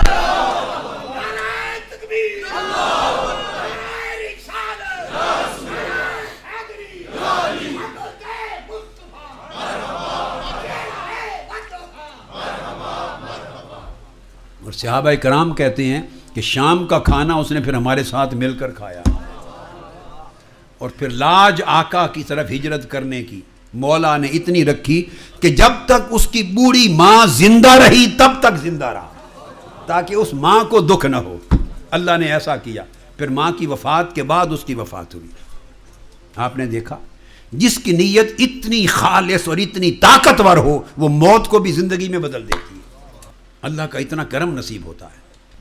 اس لیے اللہ پاک نے فرمایا لن ینال اللہ لحومھا، والی آیت فرمایا تم جب قربانی دیتے ہو، بکرے چھترے ذبح کرتے ہو اور قربانیاں دیتے ہو، تو اللہ پاک نے فرمایا تمہارے جانوروں کے گوشت اللہ کو نہیں پہنچتے، وہ تو تم ہی کھا جاتے ہو نا، وہ تو یہیں تقسیم ہو جاتے ہیں۔ خالد محمود صاحب کھا لیتے ہیں اپنے احباب کو، قاری صاحب کو، اور سب کو دعوت پہ بلا کے تو کھلا دیتے ہیں، وہ تو آپ کے پیٹ میں چلے جاتے۔ اللہ فرماتے ہیں مجھے تمہارے گوشت نہیں پہنچتے، ولا دماؤھا، اور نہ ان قربانیوں کے خون پہنچتے ہیں، وہ نالیوں میں بہہ جاتے ہیں، صفائی کر دیتے ہو۔ تو سوال یہ ہے کہ تمہاری اس قربانی کا اللہ کے پاس کیا پہنچتا ہے؟ نہ گوشت پہنچا نہ خون، تو اللہ کے کیا پاس کیوں؟ فرمایا وَلَٰكِن يَنَالُهُ التَّقْوَىٰ مِنْكُمْ، وہ جو نیت تمہارے دل میں ہے کہ کس نیت سے قربانی دے رہے ہو، اس کو فرمایا وہ تقویٰ دلوں کا وہ پہنچتا ہے اللہ کو، وہ اللہ کو پہنچتا ہے۔ تو مطلب یہ ہوا کہ عمل کا ظاہر حسین کرنے سے بہتر ہے کہ اس کے باطن کو حسین کرو، پھر ظاہر خوبصورت اور مقبول ہو جاتا ہے۔ حضرت عبداللہ ابن عباس رضی اللہ تعالیٰ عنہ اس آیت کریمہ کا مفہوم فرماتے ہیں وَمَعْنَاهُ وَلَٰكِن يَنَالُهُ النِّيَّاتُ مِنْكُمْ، اللہ کے پاس نہ تمہارے گوشت پہنچتے ہیں نہ خون، تمہاری نیتیں پہنچتے ہیں۔ فرمایا کہ نیتوں کو اللہ نے تقویٰ قرار دیا ہے کہ اگر نیت کا چہرہ اللہ کی طرف ہے، نیت کا رخ خالصتاً اللہ کی طرف ہے، تو وہ تقویٰ قلب بن جاتا ہے۔ اسی طرح قرآن مجید نے کہا لا تطرد الذین یدعون ربهم بالغداۃ والعشی یریدون وجہ، ان لوگوں کو مت دھتکارو، اور وَاصْبِرْ نَفْسَكَ مَعَ الَّذِينَ يَدْعُونَ رَبَّهُمْ بِالْغَدَاةِ وَالْعَشِيِّ يُرِيدُونَ وَجْهَهُ، ان لوگوں کے ساتھ جم کے بیٹھے رہو، ان کی صحبت اختیار کرو، ان لوگوں کی مجلس میں رہا کرو، ان لوگوں کی سنگت میں رہا کرو، ان لوگوں کو چھوڑا نہ کرو۔ کون لوگ؟ جو صبح و شام مولا کو یاد کرتے۔ بات یہاں تک نہیں، یاد تو بھائی ہر تسبیح والا کر رہا ہے، جس کے ہاتھ میں تسبیح اللہ کو یاد ہی کر رہا ہے نا، ذکر کر رہا ہے، نماز پڑھنے والا ہر نماز روزہ حج زکوٰۃ تسبیح تحلیل کرنے والا تو یاد کر رہا ہے نا جی۔ تو فرمایا کہ ان لوگوں کا دامن نہ چھوڑو اور ان کی مجلس و صحبت نہ چھوڑو جو صبح و شام مولا کو یاد کرتے ہیں، مگر کس طرح؟ یریدون وجہہ، نیت فقط اس کے مکھڑے کی ہوتی ہے، نیت فقط اللہ کی رضا کی ہوتی ہے، یاد کرتے ذکر کرتے ہیں خالصتاً لوجہ اللہ، نہ اجر کے لیے نہ دنیا کے لیے نہ ثواب جنت کے لیے، صرف اللہ کی رضا کے لیے، اللہ کی قربت کے لیے وہ ذکر کرتے، عبادت کرتے اور یاد کرتے۔ یریدون وجہہ، کل 27ویں والے خطاب میں آپ نے یہ بہت سے میرے بیان سنے نا کہ کس طرح اللہ کو یاد کرتے ہیں، محض وجہہ۔ جیسے حضرت رابعہ بصری کی بات بتائی، آپ نے سنا خطاب، جنہوں نے نہیں سنا وہ بار بار سنیں، اس کو بار بار سنیں۔ تو جو لوگ ہمہ وقت اپنی نیت کو خالصتاً اللہ کی طرف رکھتے اور پھر اللہ کو یاد کرتے ہیں، فرمایا ایسوں کی سنگت اور صحبت نہ چھوڑا کرو، ان کی سنگت و صحبت فیض کا چشمہ ہے، اس سے بہت کچھ نصیب ہوتا ہے جو تنہا کاوشوں سے نصیب نہیں ہوتا۔ پھر آقا علیہ السلام نے ارشاد فرمایا، یہ حدیث ہے امام ابو طالب المکی نے قوت القلوب میں ائمہ اہل بیت کے طریق سے روایت کی،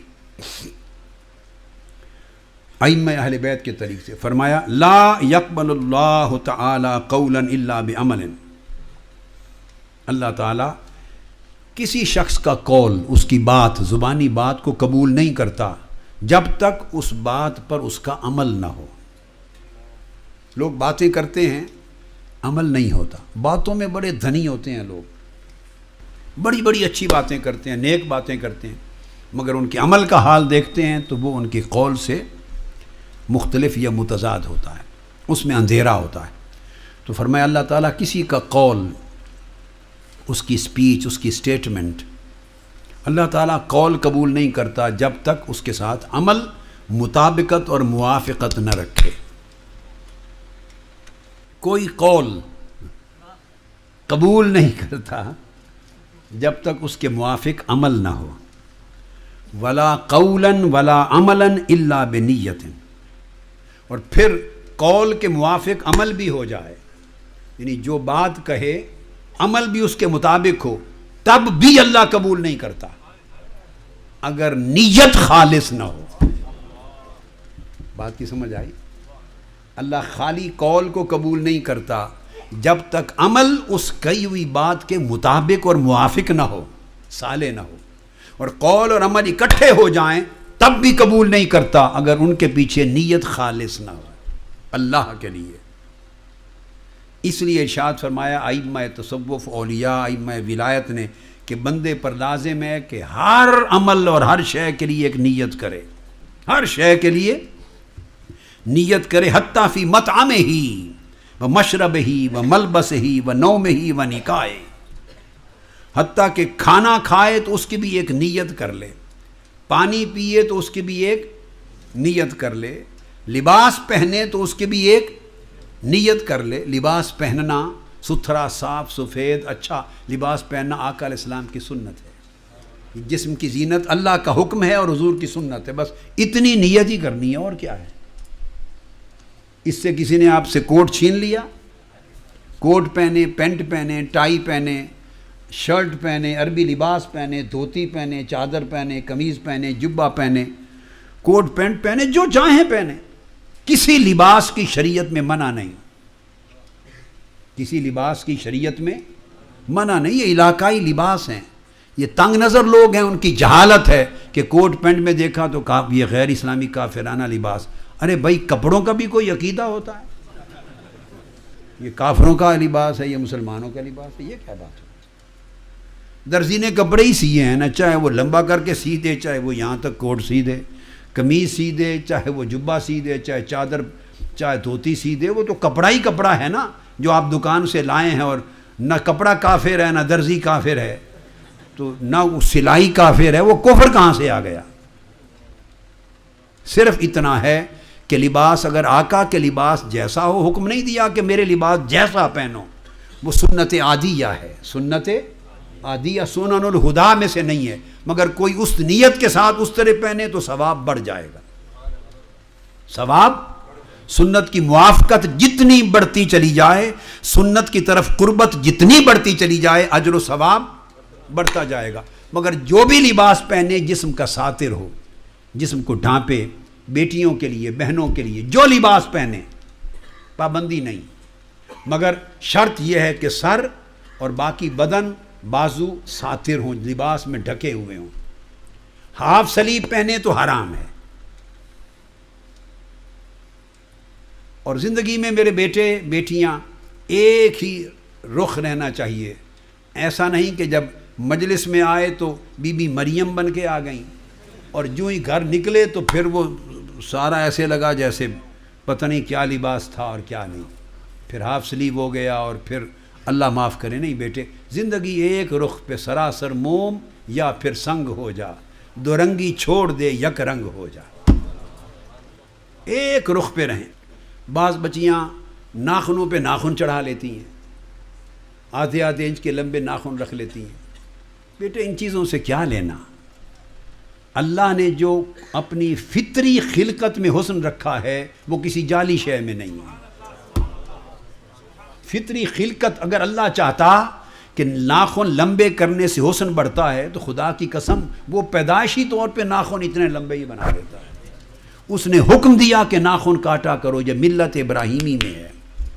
تو ملت ابراہیمی کسی کے حسن کو بگاڑنے کے لیے نہیں آئی، حسن بڑھانے کے لیے آئی ہے۔ فرمایا حسن کاٹا کرو، مونچھیں ہیں، داڑھی ہے، نظم کے ساتھ کاٹا کرو، سر کے بال ہیں، فرمایا ان کو زینت دیا کرو۔ تو دین زینت دینے کا نام ہے۔ دین کسی کو بددہ نہیں بناتا، بدصورت نہیں بناتا۔ اگر بدصورتی گوارا ہوتی تو 1,24,000 انبیاء میں سے کوئی ایک نبی بھی ایسا ہوتا جس کی صورت اچھی نہ ہوتی۔ ہر نبی زمانے میں سب سے خوبصورت تھا۔ تو اللہ کو خوبصورتی پسند ہے۔ ان اللہ جمیل یحب الجمال، خدا خود بھی جمیل ہے، خوبصورت ہے، اور اس کو خوبصورتی پسند ہے۔ وہ نظیف ہے، اس کو نظافت پسند ہے، طاہر ہے، اس کو طہارت پسند ہے۔ اللہ پاک نہیں چاہتا کہ لوگ بدصورت لگیں، نہ، یہ ہم نے من گھڑت تصورات بنا لیے ہیں، شیطان نے یہ امیدیں ڈال دی ہیں۔ جو ملت ابراہیمی کا طریقہ بیٹے اسی پر چلو، اسی میں حسن ہے۔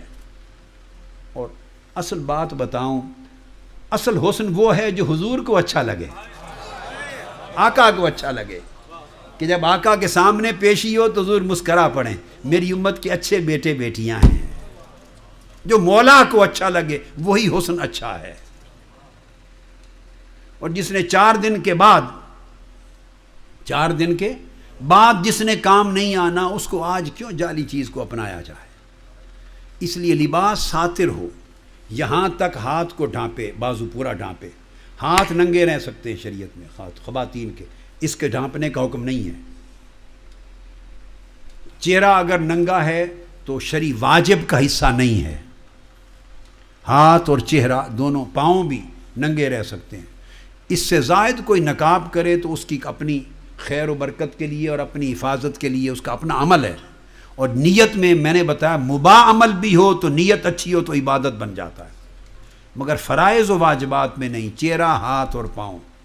اب کچھ انتہا پسندوں نے وہ کھوپے چڑھا دیے ہیں منہوں پر، ہاتھوں پر دستانے، اور اس طرح کر کے حلیے بنا دیے ہیں بچیوں کو اس رخ پہ کہ جو دیکھے تو لگتا ہے خدا نہ خواستہ پتہ نہیں کون مخلوق آ رہی ہے، یا اچانک یہ بم بلاسٹ کر دے گی، یا کوئی سوئسائڈ بامبر آ رہی ہے۔ مسلمانوں کی بدنامی کی ہے۔ یونیورسٹیوں میں، کالجوں میں دین کے نام پہ اس طرح کی بے عقلی اور جہالت پھیلائی جاتی ہے تاکہ انتہا پسندی نظر آئے۔ اور ایئرپورٹس پہ جاتے ہیں تو آئیڈینٹی کے لیے، سیکیورٹی کے لیے کہتے ہیں تو دکھائیں تو نہیں اتارتے، ہماری شریعت نے منع کیا۔ کون سی شریعت نے منع کیا ہے سیکیورٹی آئیڈینٹی کے لیے اتارنا؟ یہ وہی شریعت محمدی ہے۔ جب حج اور عمرے پر جاتے ہو تو ہر ایک کے لیے حکم ہے کہ چہرہ ننگا کر لو۔ تو ایونٹس پر اجازت ہے، حج عمرے پر ہر کسی کا، خواتین کا احرام یہ ہے کہ چہرہ ننگا کر لیتی ہیں۔ تو آئیڈینٹی کے لیے دکھایا، سیکیورٹی کے لیے، تو کون سی شریعت کی مخالفت ہوئی؟ جہالت کا نام شریعت رکھ دیا امت کو بدنام اور اسلام کو بدنام کرنے کے لیے۔ موڈریٹ بنے مگر شرم اور حیا ہو، ہمبل بھی ہوں اور اس میں شرم اور حیا۔ تو لباس ساتر ہو، ٹائٹ نہ ہو، کیا جس میں انگ اور اعضاء نظر آئیں، یہ نہ ہو، کھلا لباس رکھیں۔ اس کا بھی ایک حسن ہے، اس کا بھی ایک حسن ہے۔ حسن کا تصور بدلنے کی ضرورت ہے۔ آپ افریقہ چلے جائیں، وہاں کالا رنگ حسین رنگ ہے۔ بولیے، یہ مقابلے ہوتے ہیں عورتوں کے حسن کے، تو کئی بار کالے رنگ کی عورتیں وہ پوری دنیا میں فرسٹ آتی ہیں کہ نہیں؟ کیا بولتے ہیں، کیا بلا ٹائٹل ہوتا ہے اس کا؟ مس ورلڈ ہوتا ہے، اس میں کالیاں بھی آتی ہیں کہ نہیں؟ بولیے۔ تو افریقہ جائیں تو ان کو کالا رنگ پسند ہے، اور پاکستانی قوم کی طرف دیکھیں تو وہ سفید پرست ہے۔ پاکستانی قوم نیلی سفید پرست ہے، بے شک اندر سے شیطان ہی ہو گورے رنگ کا، گورے رنگ میں شیطان چھپا ہو، وہ گورے رنگ کے اوپر مست ہوتی ہے۔ بہو لانی ہے، گوری لانی ہے، بے شک بعد میں اس دیواجی زندگی کے پرخشے اڑ جائیں۔ ہماری ایک بہت نیک اور صالح بہن ہے، بہت نیک اور صالح، ان کی بہو آنے کا ایک مسئلہ تھا، تو وہ کہنے لگی کہ اگر بہو لیں تو ایسی تو ہو نا جی اٹھ دے بیٹھ دیں گھر چل دی پھر دی اکھاں نو ٹھنڈک تا لگے نا دل تا خوش ہوئے نا چلے پھرے تا دل تا دیکھا نو تا جی کرے نا خوش ہوئے. ہماری بڑی نیک صالح اللہ والی نیک صالح بہن ان کی بھی یہ خواہش یہ کہا. تو مقصد یہ ہے کہ ہم صورت اور ظاہر گورے پن پہ جاتے ہیں. کہیں کالے کا حسن کا معیار ہے کہیں گورے کا معیار ہے اور کہیں نہ کالا دیکھتے ہیں نہ گورا دیکھتے ہیں. آپ ویسٹرن ورلڈ میں کریں میں کئی بار جوڑے دیکھتا ہوں اور مجھے سمجھ میں نہیں آتی زندگی میں کہ یہ جوڑا کیسے بن گیا. عورت کالی ہے مرد گورا ہے. کبھی مرد کالا ہے عورت گوری ان کی زندگی چل رہی ہے. میں پوچھتا ہوں یہ کیسے جوڑ بنتا ہے. انہوں نے کہا ان کا کانسیپٹ ڈیفرنٹ ہے. یہ مزاج کا حسن دیکھتے ہیں یہ طبیعت کا حسن دیکھتے ہیں میچ دیکھتے ہیں عادات کو دیکھتے ہیں. اگر ان کا رہن سہن اور کئی ایسپیکٹ ہوتے ہیں. میرا مطلب ہے دنیا میں جہاں جائیں حسن کے معیار بدلتے ہیں پسند اور ناپسند کے معیار بدلتے ہیں. تو جب یہ بدلنے والی چیز ہے تو بدلنے والی چیز کے پیچھے کیوں جاتے ہیں. اس شے کے پیچھے جائیں جو قیامت کے دن تک نہیں بدلنی. اور شرم جیسا حسن کوئی نہیں حیا جیسا حسن کوئی نہیں سنت نبی جیسا حسن کوئی نہیں حجاب جیسا حسن کوئی نہیں طاعت اور عبادت اور مطابعت سنت جیسا حسن کوئی نہیں. اور میں آپ کو اللہ کی قسم کھا کے کہتا ہوں آپ زندگی عبادت اور طاعت میں گزاریں آپ کے چہروں پر نور نظر آئے گا. اگر جسمانی حسن میں کمی تھی عبادت حسن پیدا کر دے گا. ملاحت آئے گی نرمی آئے گی. وہ چہرے عبادت گزار بندے جن کے دل نور سے روشن ہوتے ہیں ان کے چہرے منور ہوتے ہیں. لوگ ان کے چہروں کو دیکھ کے اپنی آنکھوں کو ٹھنڈک لیتے ہیں. ان کے چہروں سے نگاہ اٹھانے کی طبیعت نہیں چاہتی. وہ کون سا حسن لے کے آئے ہیں وہ ان کا نور طاعت ہوتا ہے نور عبادت ہوتا ہے نور تقوی ہوتا ہے. وہ باطن کا نور ظاہر کو بھی خوبصورت کر دیتا ہے. تو آقا علیہ السلام کی سنت ظاہر کو بھی روشن کرتی حسین کرتی باطن کو بھی حسین کرتی ہے. لہذا بیٹے بیٹیاں جوان ان مصنوعی من گھڑت فرسودہ دجالی اور شیطانی معیارات سے نکل جائیں. اپنی آئیڈینٹی قائم کریں اپنا تشخص قائم کریں اپنی آئیڈینٹی کمپلیکس سے نکلیں. یہ سارا انفیریورٹی کمپلیکس ہے. یہ تقسیم ہے نا سفید وائٹ براؤن اینڈ بلیک اور ایشین پاکستانی جو کہ براؤن ہے نہ ادھر کے نہ ادھر کے. کئی سیدھے سیدھے بلیک ہوئے کئی سیدھے وائٹ اور ہم لوگ براؤن ہیں نہ ہی نشی نہ وائٹوں میں نہ بلیکوں میں. ہمیں کمپلیکس زیادہ ہے بلیکس کو نہیں ہے کمپلیکس. آپ دیکھ لیں ان کو کمپلیکس نہ وائٹس کو ہے کمپلیکس اور نہ بلیک ورلڈ کو کمپلیکس ہے. یہ صرف براؤنش ورلڈ کو کمپلیکس ہے. پاکستانیوں کو ہندوستانیوں کو بنگلہ دیش ہماری قوم کو اپنی شناخت کھو دینے میں سب سے آگے ہیں. احساس کمتری ہے انفیریورٹی کمپلیکس ہے. نکلو اس سے. تم مصطفیٰ کی امت ہو. تم سے بڑا اقوام و ملل میں کوئی اونچا نہیں ہے. تم آقا کے غلام ہو کلمہ محمد پڑھنے والے ہو صلی اللہ علیہ وسلم. پھر حضور کی غلامی اتباع میں آؤ. تم سے عزت باعزت ہے کوئی نہیں دنیا میں. اپنے اس انفیریورٹی کمپلیکس کو ختم کرو. کانفیڈنس ڈیولپ کرو اپنا کانفیڈنس. اور کانفیڈنس علم سے تقوی سے نالج سے اپنی ایفرٹ سے آتا ہے. یہ لباس وغیرہ اونچ نیچ کرنے اور یہ سارے ملنگی لباس بھی نکل آئے ہیں تو یہ اس قسم چیزوں سے کانفیڈنس نہیں آتا نہ کوئی عزت بنتی ہے. دوسری قوم کے لوگ سمجھتے ہیں کہ یہ بے وقوف لوگ ہیں ان کا اپنا کوئی وقار نہیں یہ کمپلیکسڈ ہیں ان کا اپنی کوئی آئیڈینٹی. دوسرے لوگ الٹا نگاہ نیچی رکھتے ہیں. لہذا اپنی شناخت پیدا کریں اور شناخت علم سے عمل سے تقوی سے لباس میں کھانے میں رہن میں سہن میں ہر چیز اگر حضور کی سنت کے تابع ہوتی جائے اور نیت خیر کی اللہ کی طرف ہوتی جائے آپ کا کانفیڈنس بلڈ اپ ہوگا. اب میں یہ بات کہا تو نہیں کرتا اس طرح کی بات کبھی زندگی میں نہیں کی میری طبیعت ایسی نہیں ہے مگر میں آپ کو سمجھانے تربیت کے لیے کہہ رہا ہوں. لائیں دنیا کے جس بڑوں کو لانا بٹھائیں دیکھتے ہیں کہ کس کے ہوتے ہوئے ہمیں کوئی کمپلیکس ہوتا ہے. تمہارا مطلب ہے ہم یہاں انگلینڈ میں بیٹھے ہوں، یا انگلینڈ میں بیٹھے ہوں اور آپ کی پوری برٹش گورنمنٹ کے سارے سامنے بیٹھے ہوں، یا وائٹ ہاؤس ہو ساری دنیا بیٹھی ہو، خدا کی قسم جن کی نگاہ میں حسن مصطفیٰ جچا ہے ان کو کبھی انفیریورٹی کمپلیکس نہیں ہو سکتا۔ ہم کسی کو وہ جو کچھ ہوتا بھی رہے، ہم کسی کو غلامان مصطفیٰ سے اونچا نہیں دیکھتے۔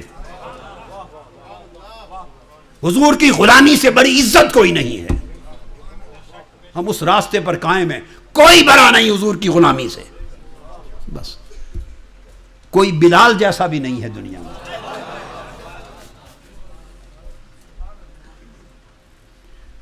تو اپنے اندر کانفیڈنس ایمان کا، اسلام کا، دین کا، عمل کا، حضور علیہ السلام کی سیرت و سنت کا پیدا کریں۔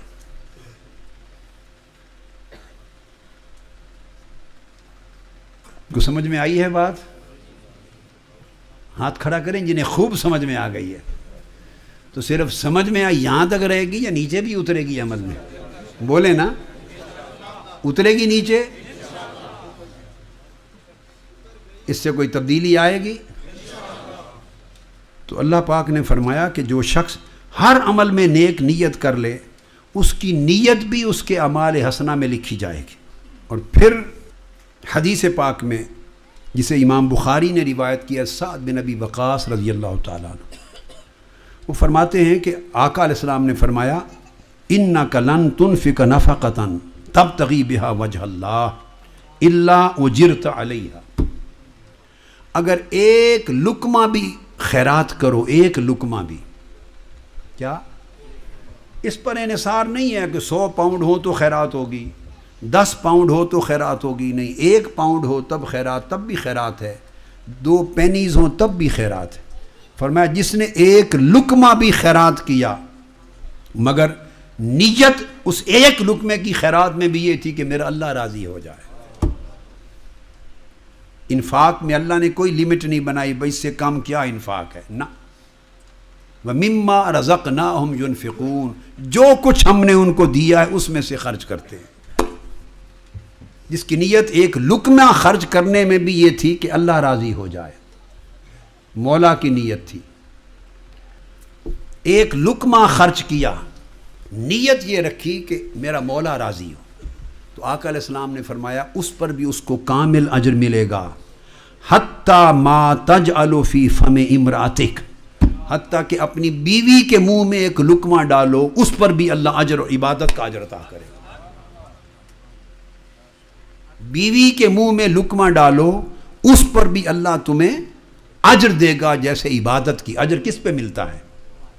بولیے، عمل صالح ہو، عبادت ہو تو اسی پہ اجر ملتا ہے نا۔ تو بیوی کے منہ میں لقمہ ڈالنے پر بھی اجر۔ اب یہ حدیث ٹوٹلی اینٹی پاکستانی ہے، حدیث نبوی ہے مگر ہے اینٹی پاکستانی۔ اب ہماری بیٹیاں بہنیں بیٹھی ہیں معتکف میں، وہ تو خوش ہو رہی ہوں گی، مگر دوسروں کا دل بڑا بیٹھ گیا ہوگا معتکفین حضرات کا، کہ اس کا مطلب ہے آج کے بعد اب بیویوں کے منہ میں لقمے بھی ڈالنے پڑیں گے۔ میں تو نہیں کہہ رہا، میرے آقا نے کہا ہے صلی اللہ علیہ وسلم کہ بیوی کے منہ میں لقمہ ڈالو اللہ کی رضا کے لیے، تمہاری رفیقہ حیات ہے، اس سے زیادہ کون قریب ہے تمہاری لائف میں؟ شریک حیات ہے، فرینڈ، اس سے بہتر دوست کوئی نہیں۔ ہر نیک عمل میں اس کو حصے دار بناؤ، رازدار ہے۔ تو اس کے منہ میں آقا نے فرمایا، یہ کنسیپٹ تھا تو مثال دی کہ منہ میں لقمہ ڈالو تو اس پر بھی اجر ملے گا۔ اور پاکستانی شوہر کو کہہ دیں تو وہ کہیں گے جی گولی مار دیو، مر جاؤں گا مگر اے کام نہیں ہوتا، رن مرید نہیں بننا میں۔ حضرات معتکفین رن مرید بننا، ہاتھ اٹھائیں، نہیں نہ بننا، نہیں بننا نا، پھر تو مرد ہی نہ رہے، پھر ہم تو کہتے ہیں گولی مار دیو، جو جان قربان کر دیو گے، جو چاہو کر دیو مگر رن مرید نہیں بننا۔ یہ کنسیپٹ ہے، اینٹی اسلامک کنسیپٹ ہے، ہمارا کلچر ہے۔ بیویوں کے ساتھ حسن سلوک، یہ ان کے منہ میں لقمہ ڈالنے کی مثال دے کر آقا نے حسن سلوک کی ایک مثال دی ہے، سمجھایا ہے، حسن شفقت کی مثال دی ہے، حسن شفقت کی مثال دی اور فرمایا کہ وہ بھی عبادت ہے۔ اب امید ہے جب انشاءاللہ جائیں گے تو شوہر بیویوں کے منہ میں لقمہ دیں گے اللہ کی رضا کے لیے، اور بیوی شوہر کے منہ میں لقمہ دے گی اللہ کی رضا کے لیے۔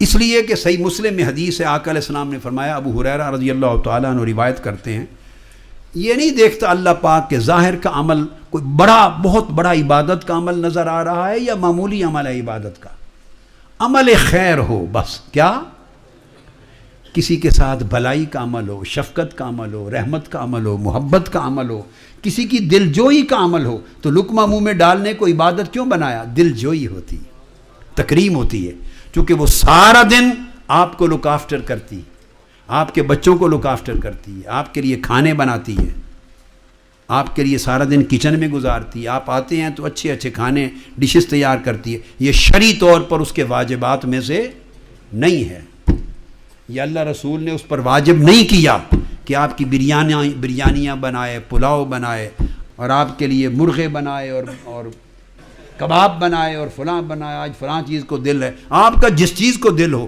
عورت پر شریعت نے واجب نہیں کیا، وہ آپ کے اوپر احساناً ایسا کرتی ہے، چونکہ شریک حیات ہے، آپ کی رفیقہ حیات ہے، محبتاً، شفقتاً، اکراماً، تکریماً، مودتاً، الفتاً ایسا کرتی ہے۔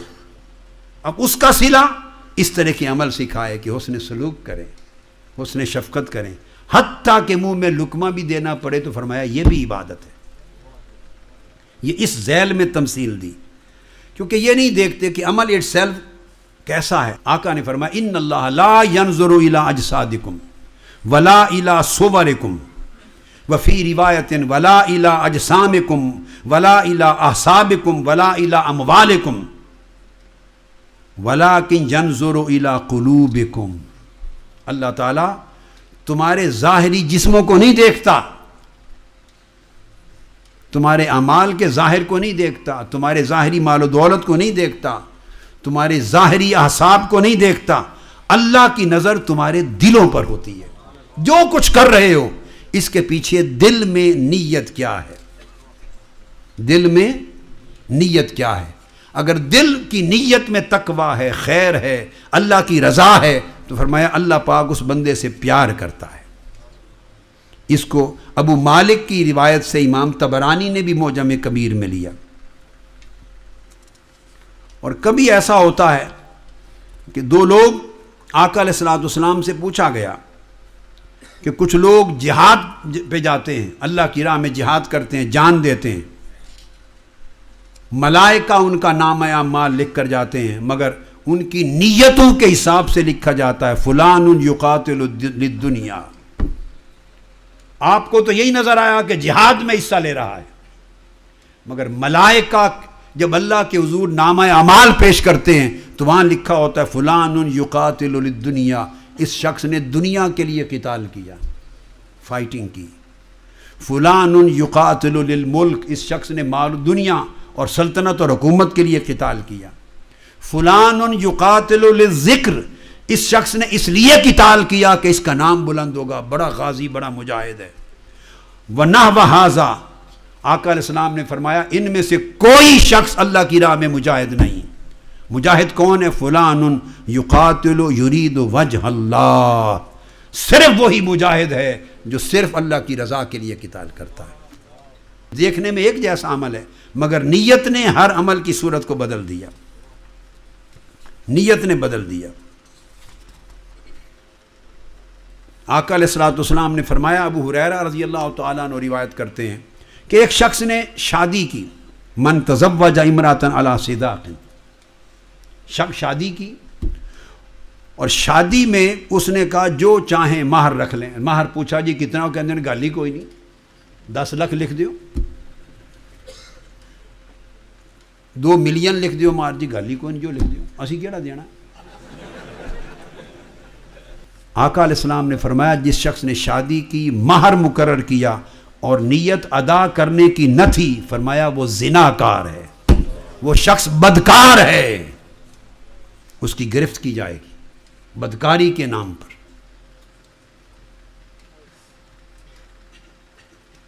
اب دیکھیے ہماری کتنی شادیاں ہوتے ہیں مگر کبھی یہ نیت ہی دل میں نہیں ہوتی، وہ کہتے ہیں جی اگر علیحدگی اسی کرنی نہیں تو پھر ادا کس لیے کرنا ہے۔ بھئی مہر کا نہ تعلق علیحدگی کے ساتھ ہے، مہر اس کا حق ہے، شادی کا حق ہے، علیحدگی کا نہیں. بس نیت کر دی، اس کو ادا کرو. اور فرمایا ومن ادان دینن، اور جس شخص نے قرض لیا، وہو لا ینوی قضاءہ فہو سارق، اور اس کی نیت ہے کہ ادا نہیں کرنا، فرمایا وہ چور ہے، اس کا مواخذہ چوروں میں کیا جائے گا. یہ آپ نے سن لی نا حدیث. اب اس کا دوسرا رخ دیکھیے کہ نیت سے کس طرح پورے عمل کا سٹرکچر، اس کی حیثیت، اس کا سٹیٹس بدل جاتا ہے. اب یہ سن لیا کہ جس نے قرض لیا اور نیت ہے کہ ادا نہیں کرنا، وہ چور ہے، ڈاکو ہے. اب دوسری حدیث حضرت ابو امامہ رضی اللہ تعالیٰ عنہ روایت کرتے ہیں. اب حدیث سنی، آقا نے فرمایا من ادان دینن وہو ینوی ان یؤدیہ، جس شخص نے قرض لیا اور اس کی نیت ہے کہ ہر صورت اس کو ادا کرے گا. بس اتنی سی بات ہے. قرض لیا اور پوری نیت رکھی نیک نیتی سے کہ میں ادا کروں گا، اور وہ ادا نہ کر سکا، اس کی ڈیتھ ہو گئی، وسائل نہ ہوئے، ادا نہ کر سکا، ڈیتھ ہو گئی. آقا نے فرمایا اداہ اللہ عنہ یوم القیامہ، اللہ اس کا قرض اس کی طرف سے قیامت کے دن عطا کرے گا، صرف اس وجہ سے کہ اس کی نیت ٹھیک تھی.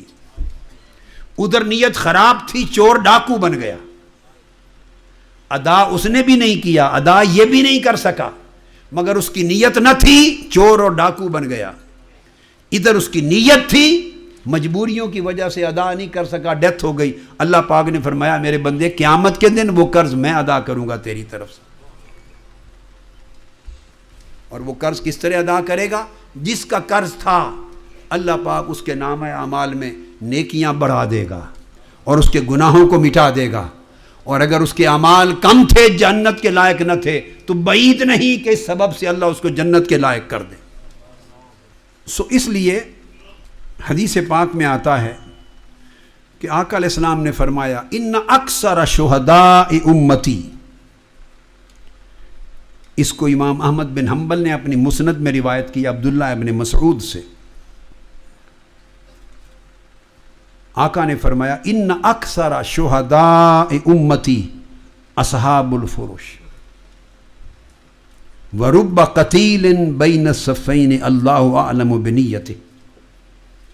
فرمایا آقا علیہ السلام کی امت کے شہداء، شہید، آقا علیہ السلام کی امت کے شہید، شہداء، ان کی اکثریت، میجورٹی ایسے شہیدوں کی، مارٹرز ایسے شہیدوں کی ہوگی جن کی موت حقیقت میں گھر بستر پہ آئی ہوگی، مگر وہ شہید لکھے جائیں گے. میدان جنگ میں نہیں گئے اور میدان جنگ میں نہیں مارے گئے، گولی بندوق سے نہیں، گھر میں بستر پہ موت آئی. اگر آقا علیہ السلام نے فرمایا اکثریت شہیدوں کی ایسے لوگوں کی ہوگی جن کی موت گھر میں بستر پر آئی مگر شمار شہداء میں ہوگا. اور فرمایا بہت سے ایسے مقتول ہوں گے جو میدان جنگ میں آمنے سامنے لڑتے ہوئے مارے جائیں گے، مگر اللہ ان کی نیتوں کو جانے گا، شہداء میں نہیں ہوں گے. اور پھر ایک حدیث میں جسے حکیم ترمذی نے روایت کیا اپنی سند سے، فرمایا لیس کل قتیل شہیدا، میدان جنگ میں ہر شخص تیر تلوار اور بندوق سے مارا جانے والا شہید نہیں ہوتا. وہ جو مارا تو گیا میدان جنگ میں، بے شک کافر کے ہاتھوں بھی، مگر وہ محض اس عمل سے شہید نہیں بنا. اللہ اس کی نیت کو دیکھتا ہے کہ آیا کس نیت کے ساتھ تھا، آیا کس نیت کے ساتھ تھا. اور پوچھا گیا آقا جو لوگ بستروں پر مر جائیں گے وہ شہید کیسے ہوئے؟ تو کنز الامال میں حدیث آتی ہے عبداللہ ابن عمر رضی اللہ تعالیٰ عنہ سے، فرمایا اقوام یجعل موتہم علی فرشہم ویقسم لہم اجور الشہداء.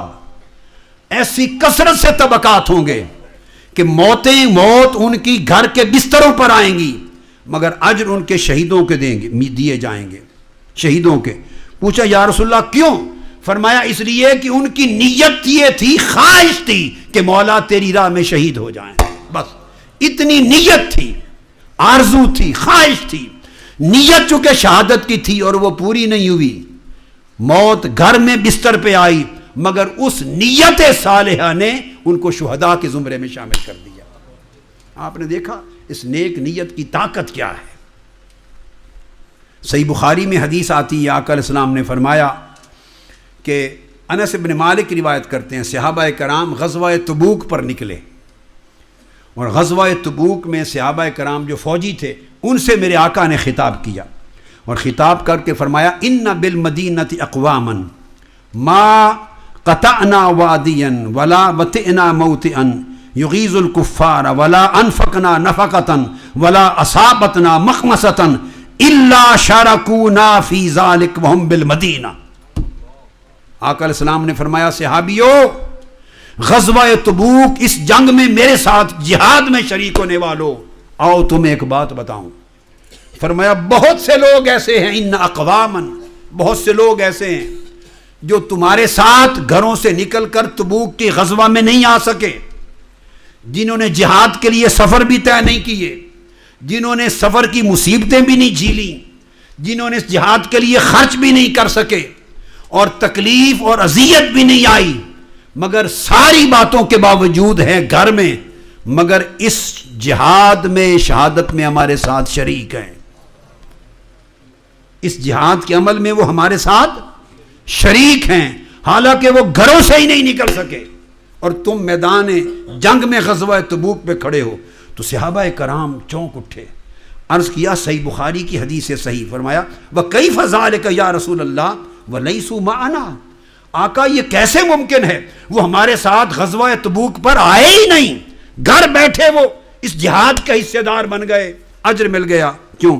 قال حبسهم العذر فشاركوا بحسن النیہ، وہ کسی مجبوری کی وجہ سے نکل نہیں سکے، مگر نیت جہاد پر آنے کی تھی، مجبوری انہیں مجاہد نہ بنا سکی، مگر نیت نے انہیں جہاد پر آئے بغیر مجاہد بنا دیا۔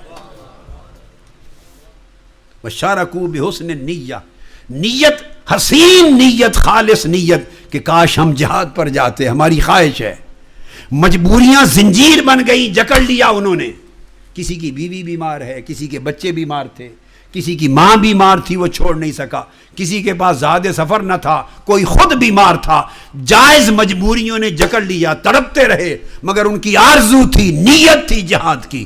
آقا نے فرمایا اس نیت میں گھر بیٹھے انہیں جہاد کا اجر عطا کر دیا۔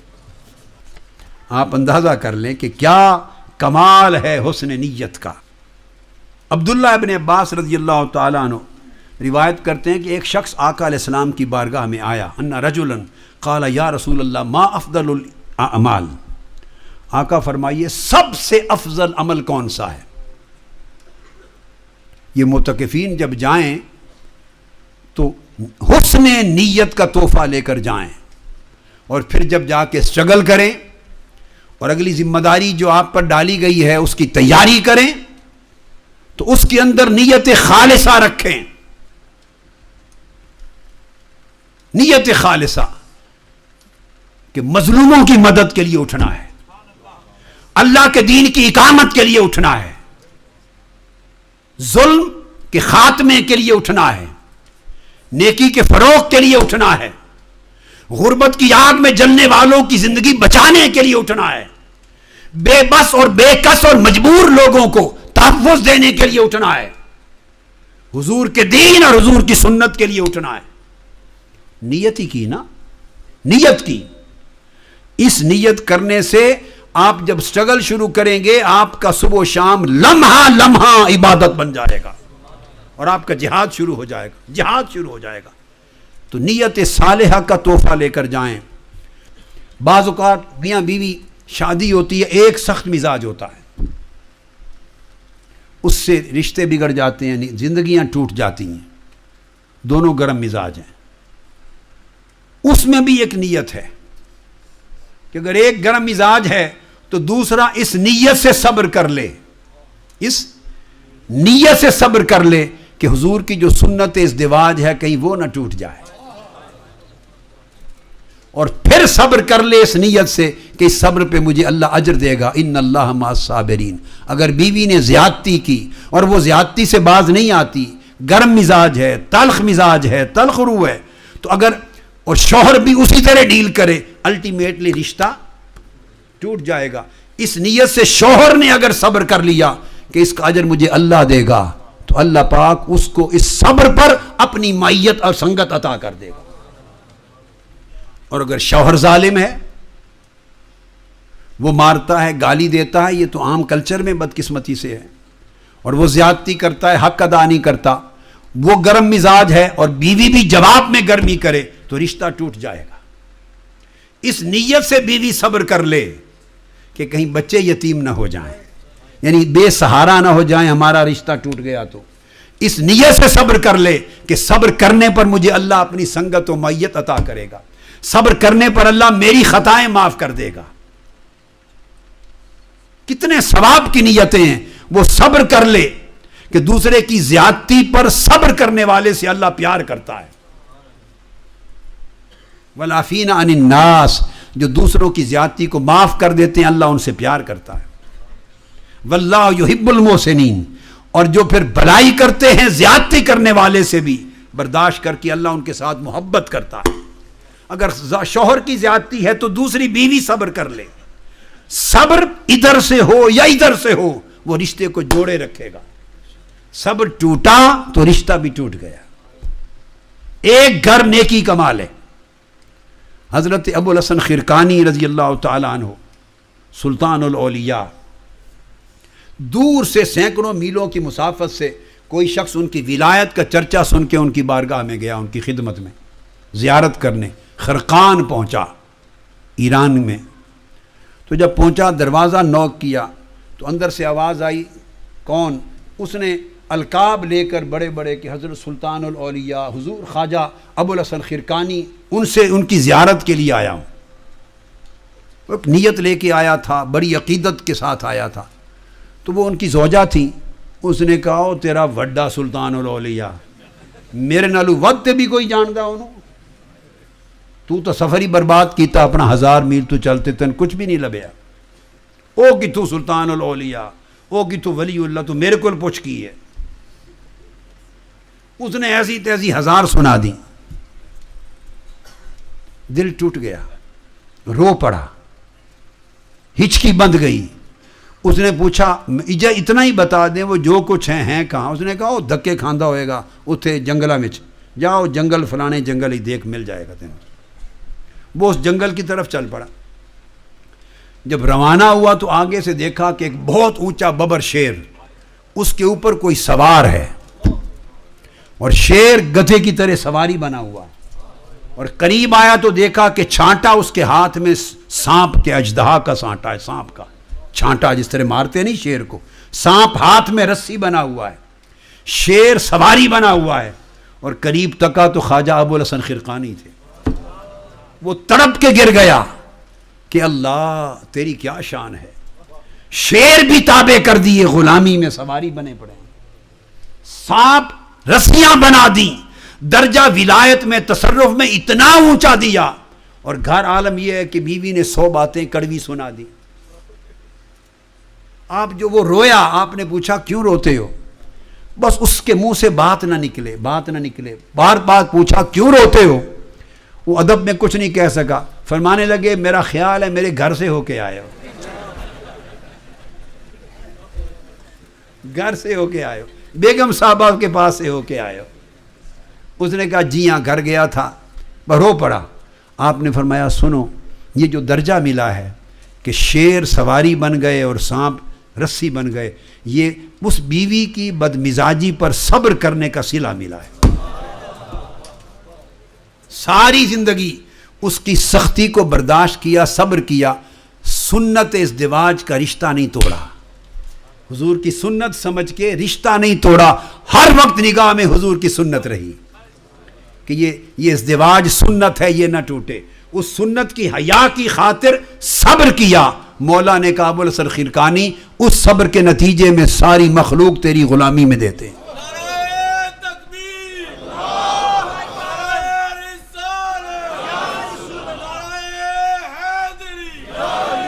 حاضرین، تو میں عرض کر رہا تھا حدیث پاک، عبداللہ ابن عباس فرماتے ہیں کہ آقا سے پوچھا گیا آقا سب سے افضل عمل کون سا ہے؟ قال النیت الصادقہ، کل اعمال سے افضل عمل سچی نیت ہے، نیک نیت، یہ تمام اعمال سے افضل ہے۔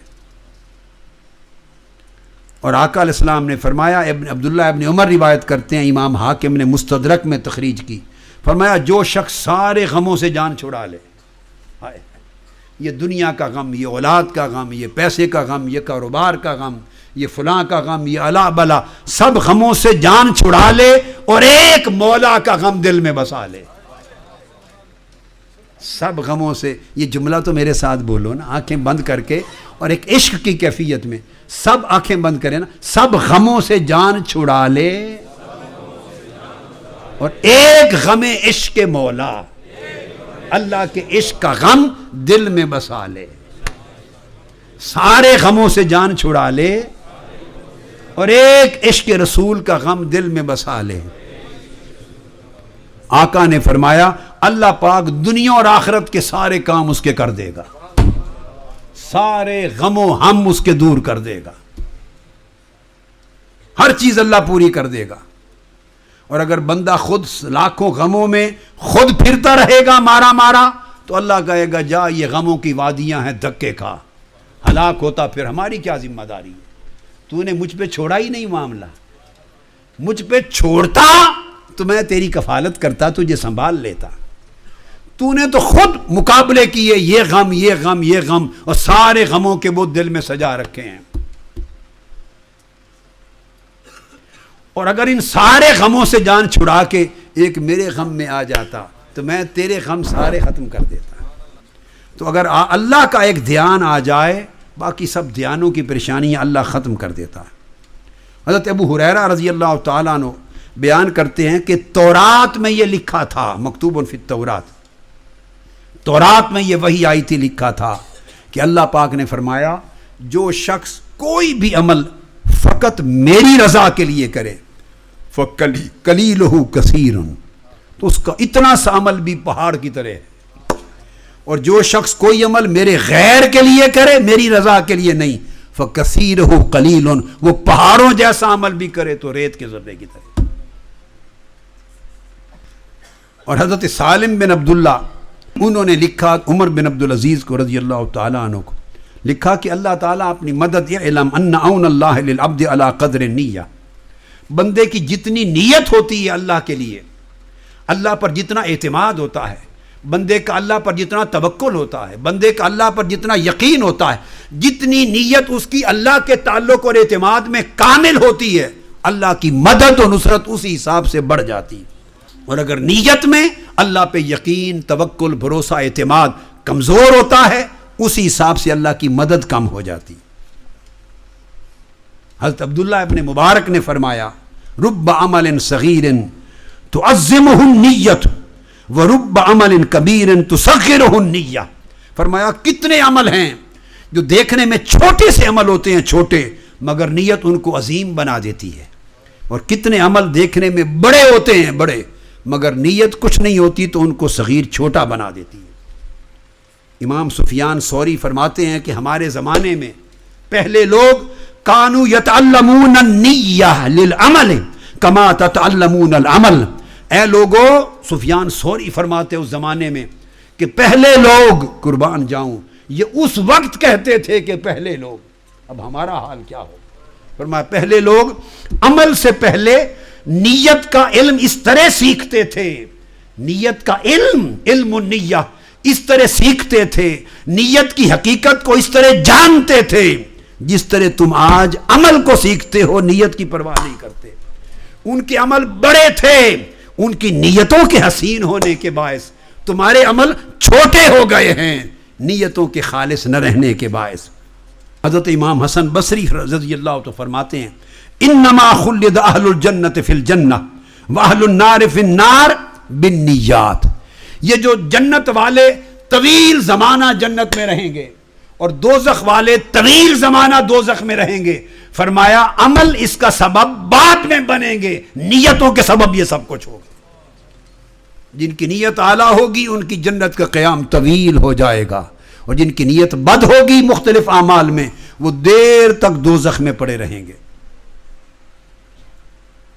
اولیاء صالحین کہتے ہیں اے بندے، عمل کے لیے نیت پر محنت کر، نیت میں صدق پیدا کر، سچائی، نیت میں اخلاص پیدا کر، نیت کو ہنسی کر، نیت کو غیر کی طلب کی گرد سے جاڑ اور فقط مولا کی رضا کی نیت کر، اس کے بعد عمل کر۔ فرمایا پھر تیرے لیے خیر ہی خیر ہے، خیر ہی خیر ہے۔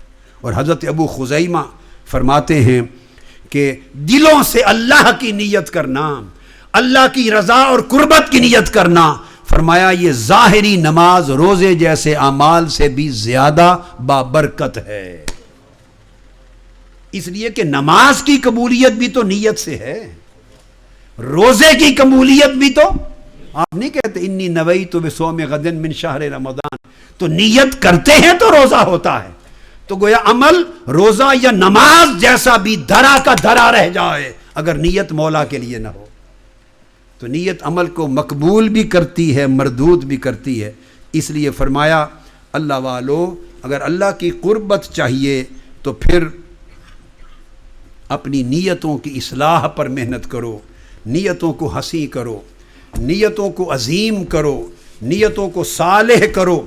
اگر نیتیں صالح ہوں گی تو انشاءاللہ تعالی اللہ پاک اعمال صالح بھی کرے گا، مقبول بھی کرے گا۔